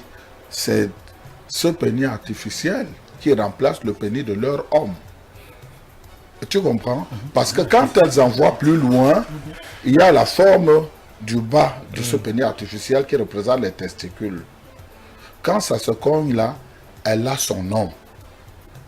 Contrairement à un doigt où elle ne met pas dans le vagin, mais elle dépose sur le clitoris. Voilà où est la différence. Pour elle, et pour des personnes, donc, des personnes qui utilisent ce pénis, nous n'avons pas assez de condamnation. Pourquoi? Parce que quand tu regardes dans l'histoire, on a donné beaucoup de pénis, on a distribué beaucoup de pénis aux femmes des militaires à l'époque. Quand tu devais quitter, on a donné même à nos mamans, pas à ta mère, parce que ta mère peut être seulement ma petite soeur. Elle n'a pas l'âge. Quand les tirailleurs, les creuseurs d'orange partaient, quand on venait prendre les tirailleurs ici pour partir là, les personnes un peu aguerries, on les remettait des pénis pour qu'ils laissent à leur femme, à leur épouse. Et ils utilisaient. Ils montraient à la femme, voilà comment tu vas faire. Et appelle mon nom, Blaise Antoine. Blaise Antoine, et tu as là, et puis tu atteins l'orgasme. Là, c'était pour mettre, parce qu'on parle là de l'infidélité, c'était pour mettre la barrière, que cette dernière ne reste pas allée commettre l'infidélité à l'absence de son mari. Justement, Edmond Kamgia, il y a une auditrice qui nous a confié que son mari est marin et il va souvent passer 6 mois en mer.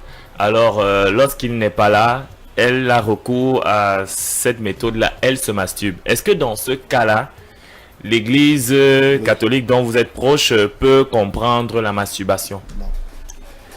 L'Église désapprouve. Parce que ce n'est pas une pratique normale, humaine. Enfin, elle est humaine, mais elle n'est pas normale, elle n'est pas approuvée. L'Église ne l'approuve pas. Parce que ça fait partie des impudicités dont on parlait tout à l'heure. C'est-à-dire une pratique sexuelle qui ne rentre pas dans la morale sexuelle ordinaire. En réalité, ce sont des subterfuges que nous utilisons. C'est-à-dire que nous, les hommes comme des femmes, on trouve des subterfuges pour pouvoir se consoler, se donner du plaisir, mais c'est un plaisir égoïste. Chaque fois qu'on se donne un plaisir égoïste, il y a un problème. Parce que ça se passe dans la tête.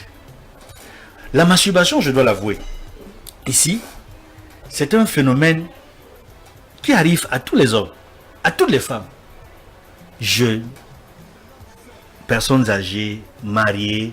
Les raisons sont diverses et variées. Ce que peut faire cette dame, dont le marin va en mer tout le temps, elle peut prier. Elle peut penser profondément à son homme. Elle peut penser profondément à son homme. Ça peut lui créer des situations, ça peut créer des situations émotives en elle. Mais elle n'est pas forcée, elle n'est pas obligée de se masturber. Elle n'est pas obligée. Elle n'est pas obligée de se masturber pour se consoler. Elle n'est pas obligée de se masturber. C'est ce que je peux vous dire. Alors, Junior Tchabda, est-ce que une femme qui est mariée, c'est-à-dire qu'une femme, elle est mariée, elle a l'habitude d'être avec son époux tous les jours. Est-ce que l'absence prolongée ne peut pas être comprise par vous dans vos milieux? Alors, il faut qu'on comprenne, on va se comprendre. C'est Dieu qui a créé l'homme et la femme et il a signifié ses lois. Ce n'est pas nous, les dirigeants de l'église ou bien des enseignants qui devons donner la normalité maintenant. C'est que nous tous nous respectons, puisque moi je suis marié. La même chose qu'il dit aux gens, je dois le pratiquer, sinon je serais un hypocrite. Vous voyez? Donc je ne peux pas dire que non, ok, moins dans ce cas-là, cas A, nous essayons de comprendre. Il faut la comprendre. Donc ce n'est pas nous qui fixons les normes et nous ne pouvons pas essayer de détourner la loi de Dieu pour des cas spécifiques. D'accord, bon. Adam, avant que Ève n'arrive, il faisait comment? Il n'en connaissait rien par rapport à la possession parce qu'il était dans la perfection la plus parfaite. Ok. Permettez-moi j'aimerais, parce que nous sommes au moins sur un point ici, parce que j'étais surpris d'entendre le sexologue parler que la valeur morale a foutu le camp.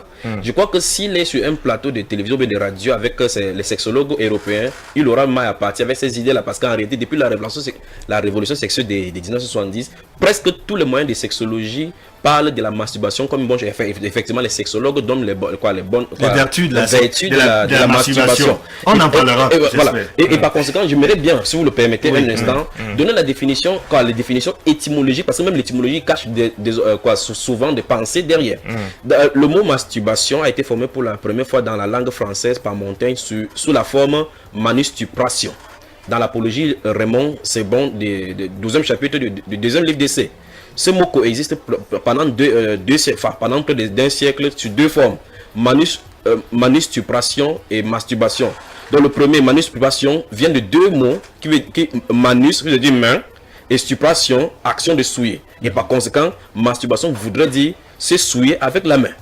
Voilà. Et la masturbation est donc le fait de se souiller avec la main ou se donner de la stupide, c'est-à-dire plaisir honteux par la main. Et par conséquent, toute personne qui le fait effectivement en train de se souiller avec la main.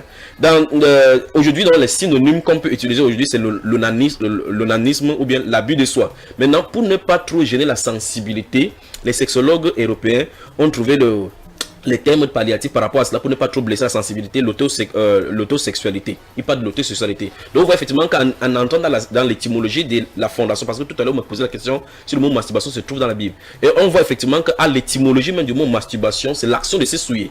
Et dans le livre de Genèse, au chapitre 38, verset 7, il y a un monsieur qu'on appelle Onan qui allait avec la femme de son frère, qui s'est souillé à terre. La Bible dit littéralement le mot, il s'est souillé à terre. Ça veut dire qu'il ne permettait pas que le spermatozoïde soit déposé dans le vagin pour pouvoir procréer. Et donc cette action de se souiller à terre était condamnée par Dieu. Et Dieu a dû le tuer. Edmond Kamga, est-ce qu'il y aurait des vertus dans la masturbation?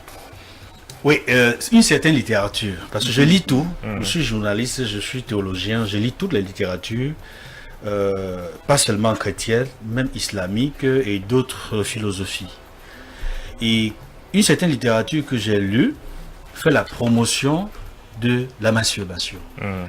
Et dans cette promotion de la masturbation, une des choses que j'apprends par rapport à certaines maladies, c'est un élément préventif. C'est-à-dire ça prévient, c'est-à-dire ça n'attend pas que la maladie arrive pour que vous cherchiez à la guérir ou à la soigner. C'est un élément préventif. Ça évite par exemple les cas de prostate. Tout à l'heure le médecin, on va peut-être en parler. Une certaine littérature estime que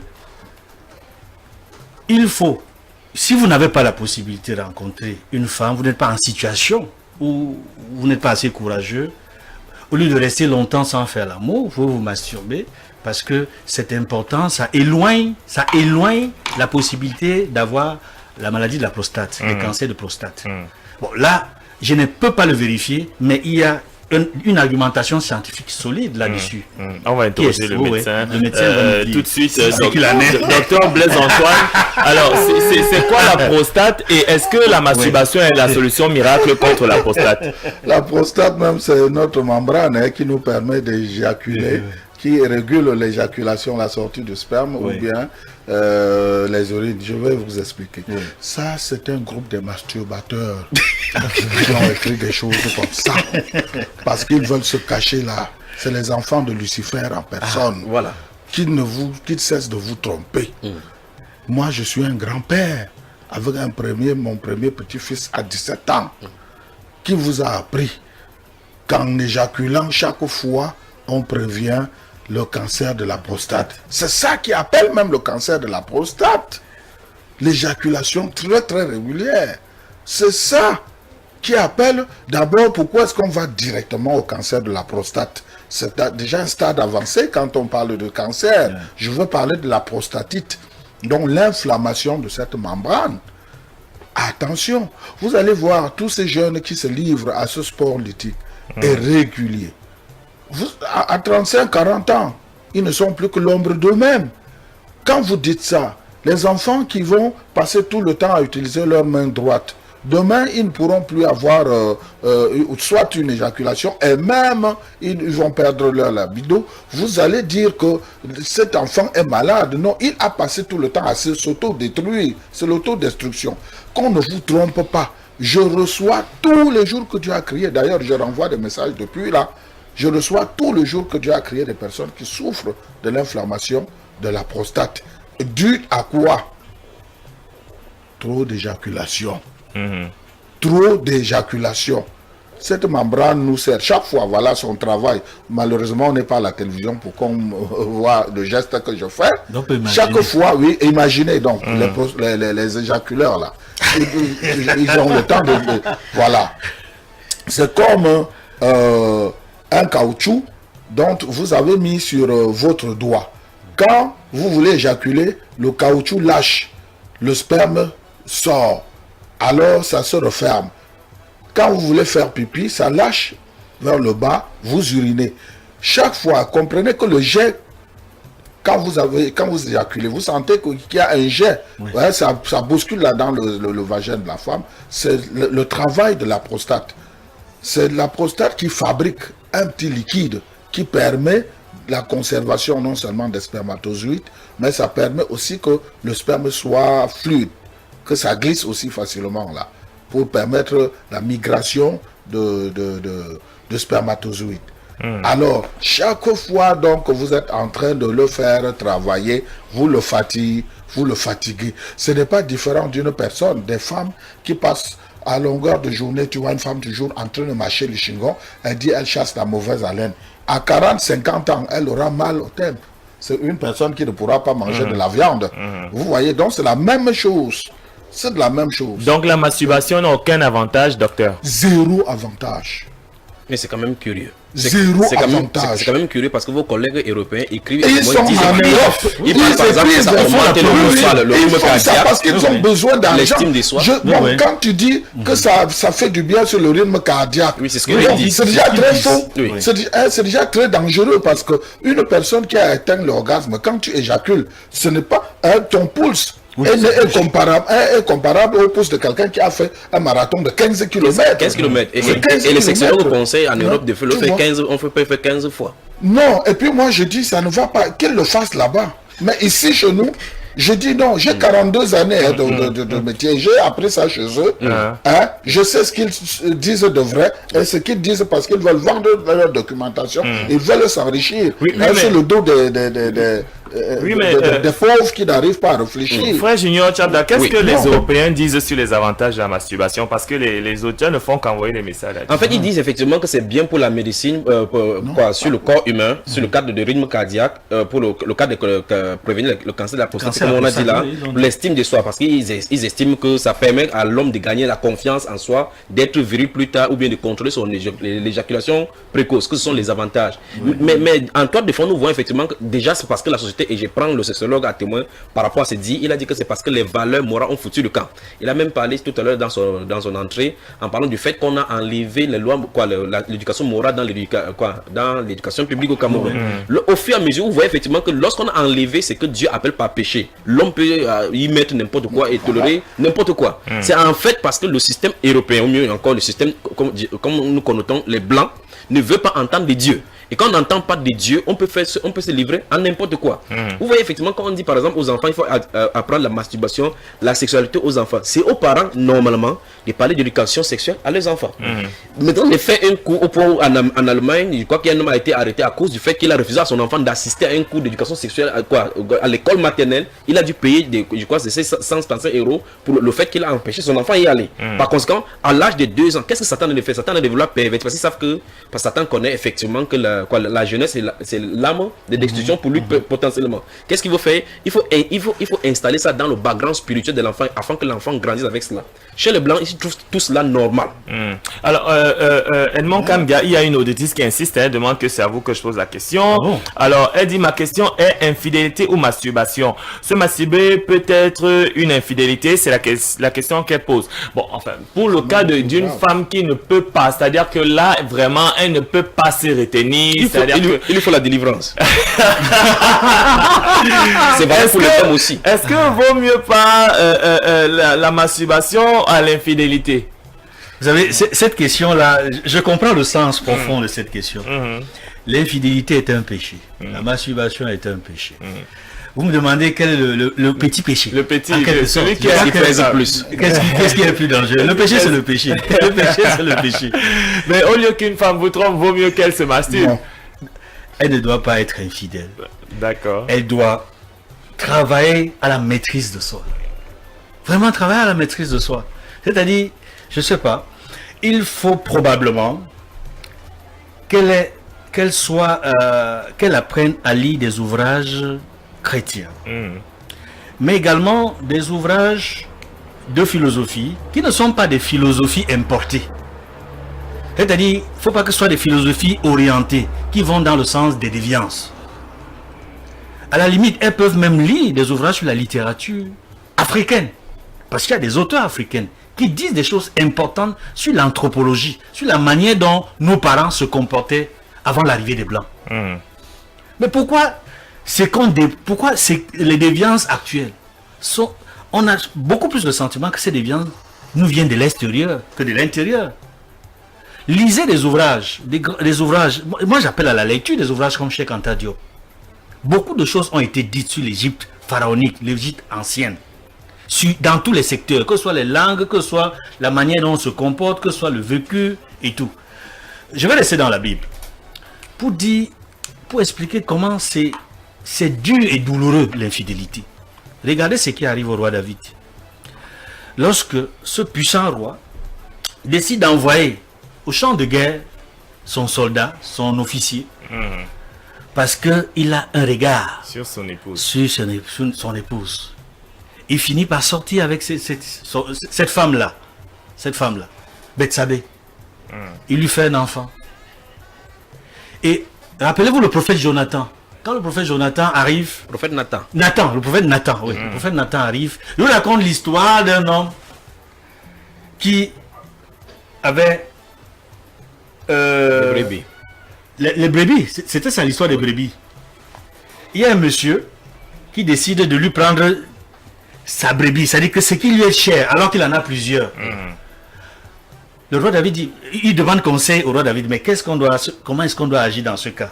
Quelqu'un prend au pauvre, à celui qui n'a qu'une seule, alors qu'il en a plusieurs. Il dit non, si c'est moi, je vais le châtier, il aura la punition la plus terrible. Mais Nathan lui dit que mais c'est toi-même. Il dit mais comment c'est moi-même? Mais c'est toi-même qui as pris la chose qui est chère à quelqu'un qui n'est rien. Tu as envoyé, n'est-ce pas, le soldat, l'officier en guerre et tu as pris sa femme. Alors là, il est tout ahuri. Tu sais, vous savez comment Dieu l'a sanctionné? D'abord, cet enfant qui est né de cet adultère est décédé. Mais en même temps, ce qui est intéressant avec Dieu, c'est que chaque épreuve, chaque difficulté est une opportunité pour faire passer un message. Parce que c'est la même femme. Après le repenti du roi David, après il a pleuré, il a demandé pardon, il a eu toute sa période, j'allais dire, de mise en quarantaine, quand Dieu a pardonné.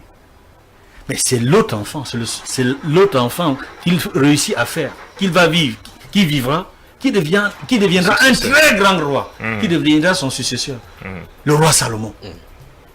Le plus grand roi, le roi de tous les temps, qui a eu autant de femmes, qui a eu des milliers de femmes, des centaines de concubines. Même les reines, comme la reine de Saba, l'africaine, est allée le voir, parce qu'il était sage, intelligent, et tout.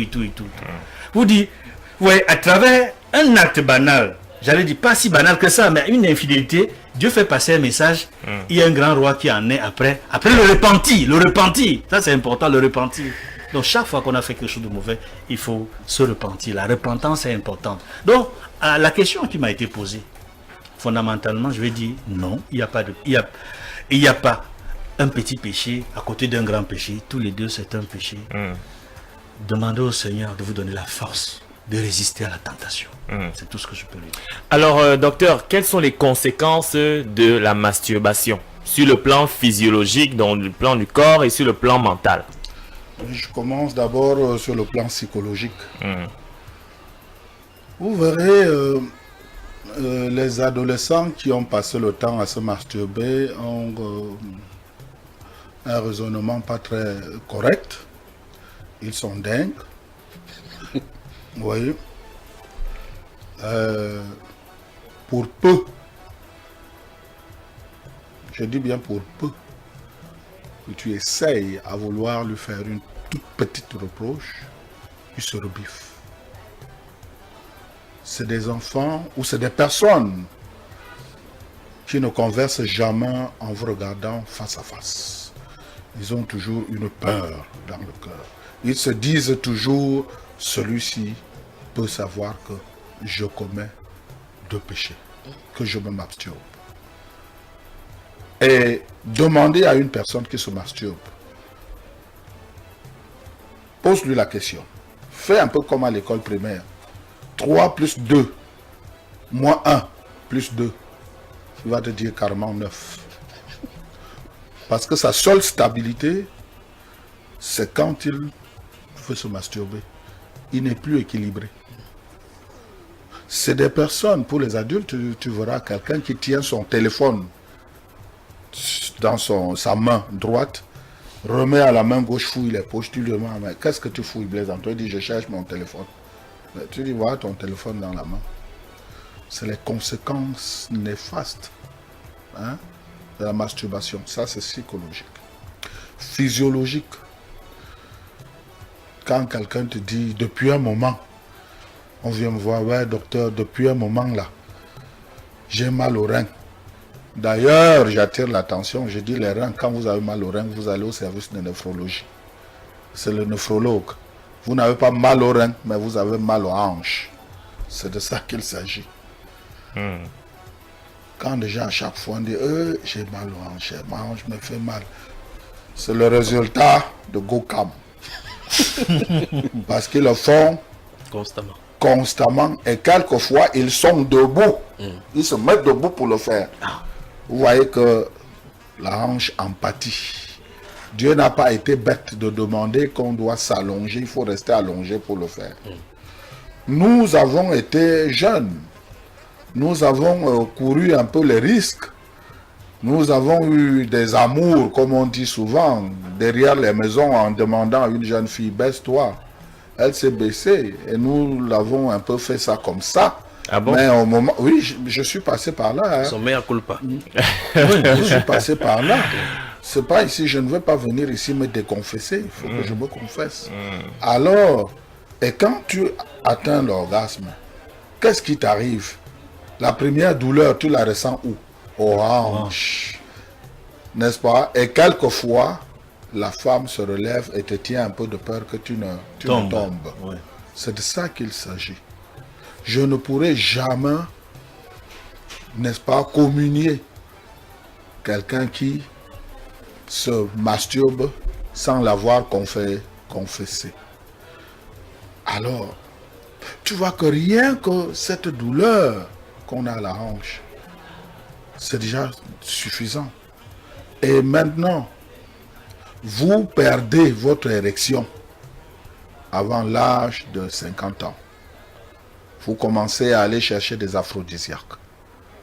C'est de ça qu'il s'agit. C'est très grave. Vous ne donnez pas la possibilité aux testicules de travailler à fond. Vous ne pouvez pas grossir une fille ni le 11e, le 12e jour, encore moins le 3e jour, où c'est difficile. C'est difficile pour les garçons de migrer. C'est les filles qui ont cette chance de vite migrer, dont les spermatozoïdes féminins. Donc vous voyez la répercussion même dans les couples. C'est dangereusement dangereux. Si ça pouvait vraiment se dire, mais ça se dit au Cameroun dans notre français, que chacun puisse comprendre. Vous voyez un peu, j'ai 66 ans, 52, 17 janvier 52, à aujourd'hui ça fait, bon, pas très fort en mathématiques, en arithmétique, 66, je crois. Oui, ça fait, c'est mon âge. Mais vous voyez qu'au lit, je suis encore compétent. Et puis, non, permets-moi, c'est très important. Au lit, je suis encore compétent. Parce que j'ai compris quand j'avais ton âge que je ne devais pas le faire. Je suis passé par là dans mon adolescence aussi. N'est-ce pas? Mais alors, Alors, je vais vous poser la question suivante. Pour nos auditeurs qui vous écoutent et qui ont pratiqué la masturbation pendant un bon bout de temps, comment en sortir? Comment en guérir? C'est justement ça. C'est même la raison pour laquelle, tu vois, j'ai décidé de faire des causeries éducatives dès ce samedi, dès 9h. Je dis, les gens doivent venir écouter. Où ça? Parce que, samedi 9h où? Au FESPAC. Nous sommes à Dedo, là, à côté de MRS du Château d'Eau des Dos. D'accord. Ouais, l'ONG FESPAC, le centre d'écoute de l'ONG FESPAC, nous avons un drapeau, puisque nous sommes des patriotes. Hein.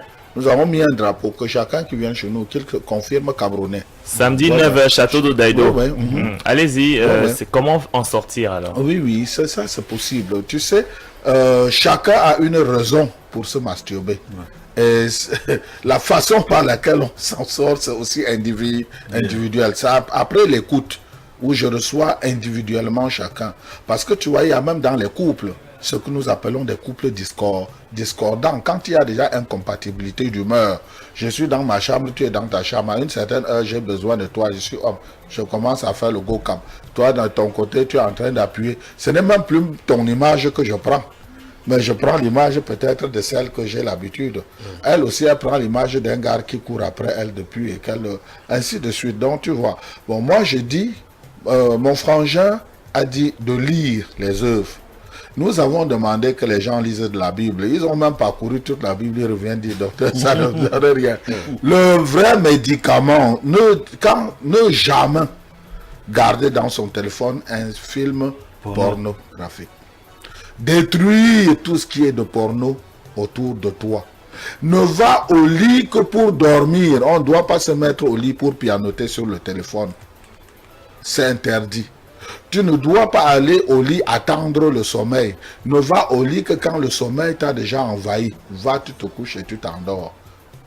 Ça, c'est vrai. Parce que quand vous allez au lit attendre que le sommeil vienne, vous avez tout le temps pour commencer à caresser vos testos pour le gars et puis lever la braquette et commencer le travail. Testos, c'est testicule pour nos auditeurs qui ne comprennent pas. Oui.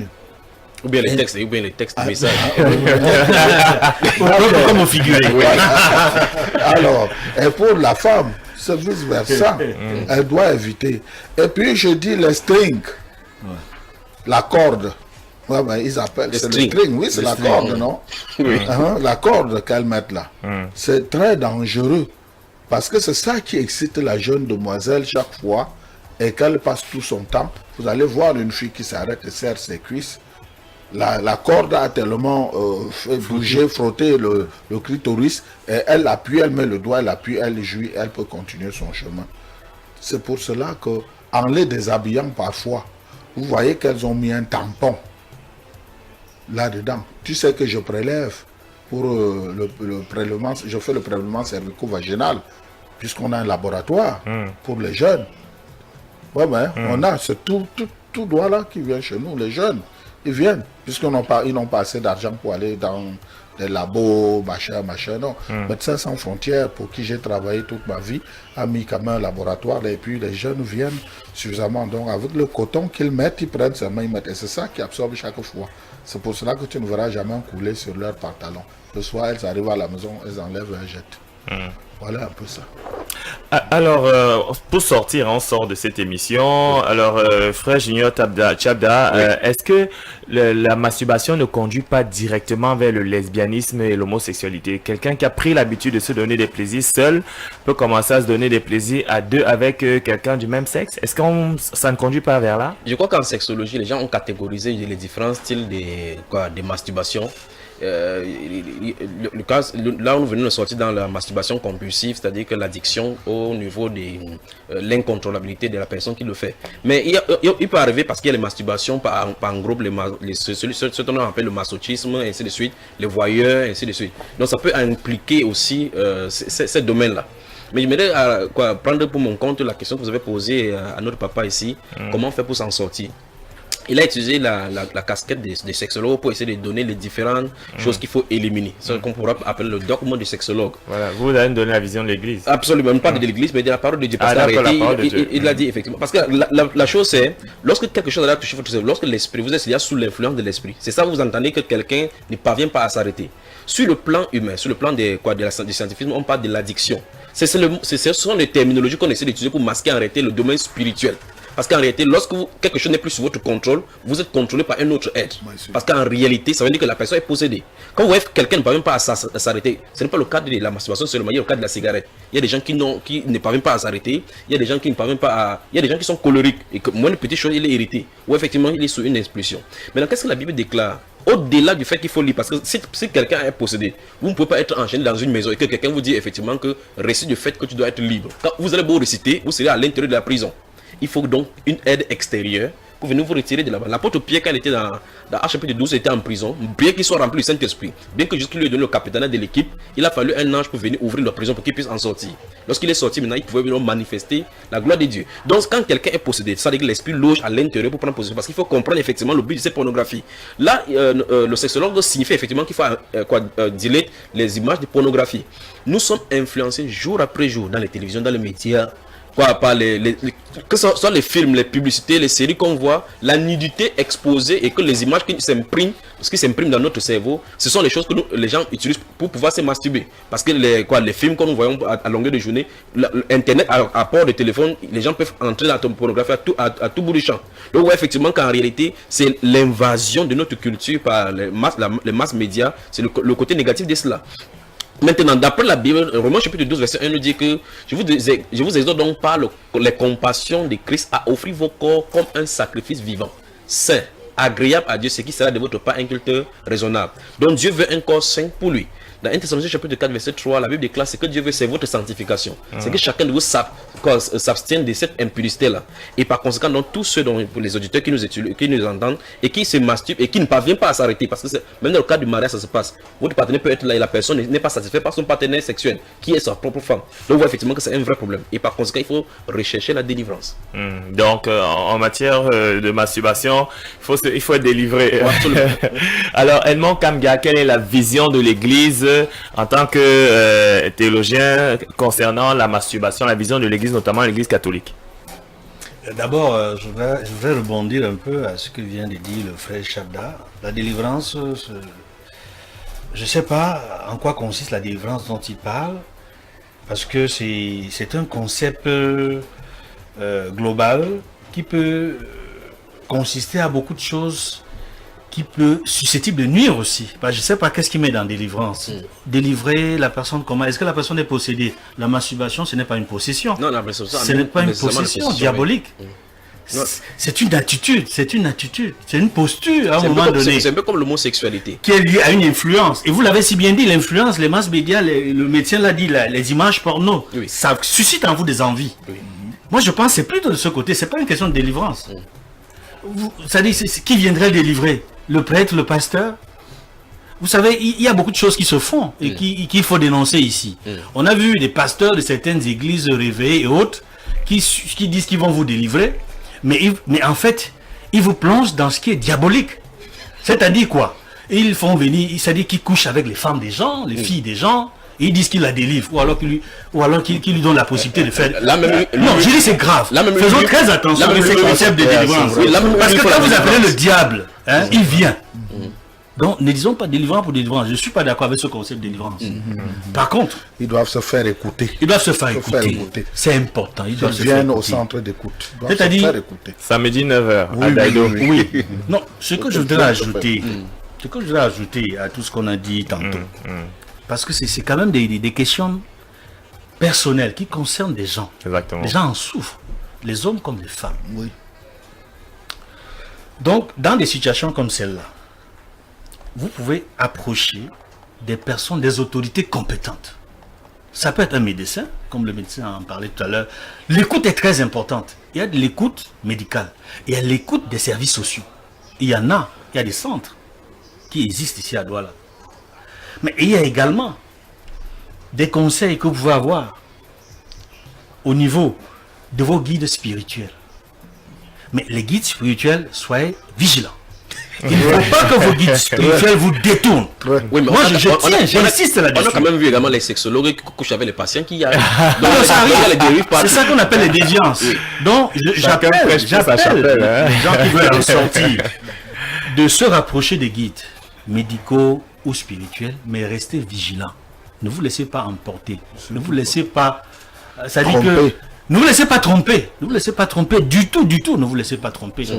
Sachez que vous n'en sortirez pas sans faire des efforts. Et l'effort est personnel. C'est-à-dire autour de vous. C'est-à-dire, vous travaillez. Et j'ai dit tantôt que demandez la force au Seigneur. Demandez-lui, c'est-à-dire que mettez-vous à genoux dans votre chambre, priez, dites Seigneur, voilà une situation dans laquelle je me trouve, je voudrais pouvoir en sortir. Et je vous assure, si vous êtes sincère, Dieu va vous écouter. Et vous allez vous rendre compte, si vous masturbiez 2 fois, vous le ferez 1 fois. Vous allez sauter 2 ou 3 jours sans le faire, ainsi de suite. Et puis, il y a un autre conseil que je peux donner. Ayez des occupations qui vous éloignent de la tentation. C'est-à-dire quoi? Des activités, et une activité, au-delà des activités intellectuelles dont j'ai parlé, il y a des activités sportives. C'est-à-dire si vous avez un hobby, c'est-à-dire vous aimez courir, vous aimez jouer au basket, vous aimez jouer au football avec des amis, faites-le. C'est-à-dire, plus vous êtes occupé à vous défouler, parce que ça entre dans le défoulement, ça participe du défoulement. Alors, défoulez-vous autrement, pas des activités, soit intellectuelles, soit sportives. En tout cas, occupez-vous l'esprit, parce que c'est dans l'esprit que tout se joue. Eh bien, dans ce cas, et le jour où ne vous occupez pas, ça revient de plus belle. Oui, ça peut revenir, oui, ça revient. Mais c'est pour cela qu'il faut faire l'effort. L'effort est quotidien et régulier. L'effort est quotidien et régulier. Mais toujours, vous ne pouvez pas vous en sortir tout seul. Ça a un accompagnement. Et la plus grande force, c'est celle du Seigneur, de Dieu, Jésus-Christ. Demandez-lui son aide, il vous donnera. Matthieu 7,7, demandez, on vous donnera. Frappez, on vous ouvrira. Vous nous rappelez juste la position de l'Église sur la masturbation. Elle est pour ou contre? Elle est contre. D'accord. Parce qu'elle fait partie de ce qui est désapprouvé dans la morale sexuelle. C'est comme l'homosexualité. Rappelez-vous Lévitique, chapitre 18, verset 22. Quand un homme couche avec un homme comme avec une femme, c'est une abomination. La masturbation également une abomination. Donc, il faut faire des efforts pour le faire le moins possible et faire en sorte que vous puissiez partager ça. Parce que l'acte sexuel doit être partagé. Et c'est pour ça que je parlais de l'acte conjugal. Ça doit être partagé entre l'homme et la femme. C'est entre l'homme et la femme. Ce n'est pas un plaisir égoïste que l'homme se donne à lui tout seul. Ce n'est pas un plaisir égoïste que la femme se donne à elle seule. Et par rapport, et j'insiste là-dessus, peut-être avant de chuter, c'est de dire, parce que le cas le plus grave selon moi, ce n'est même pas la masturbation des jeunes, c'est celle des couples. Dans le couple, c'est dur. Nous la vivons. La plupart d'entre nous qui sommes mariés.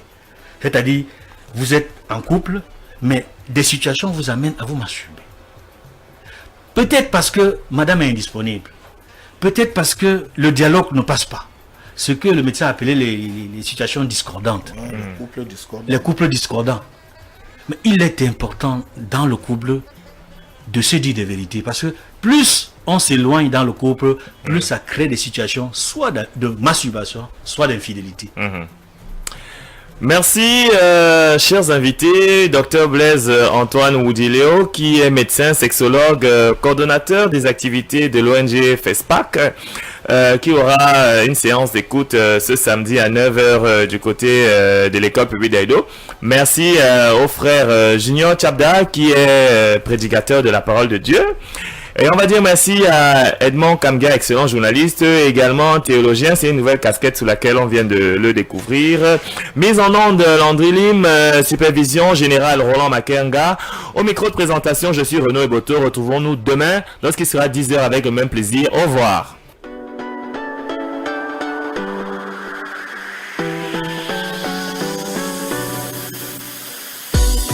Les débats de société s'invitent sur Miango FM.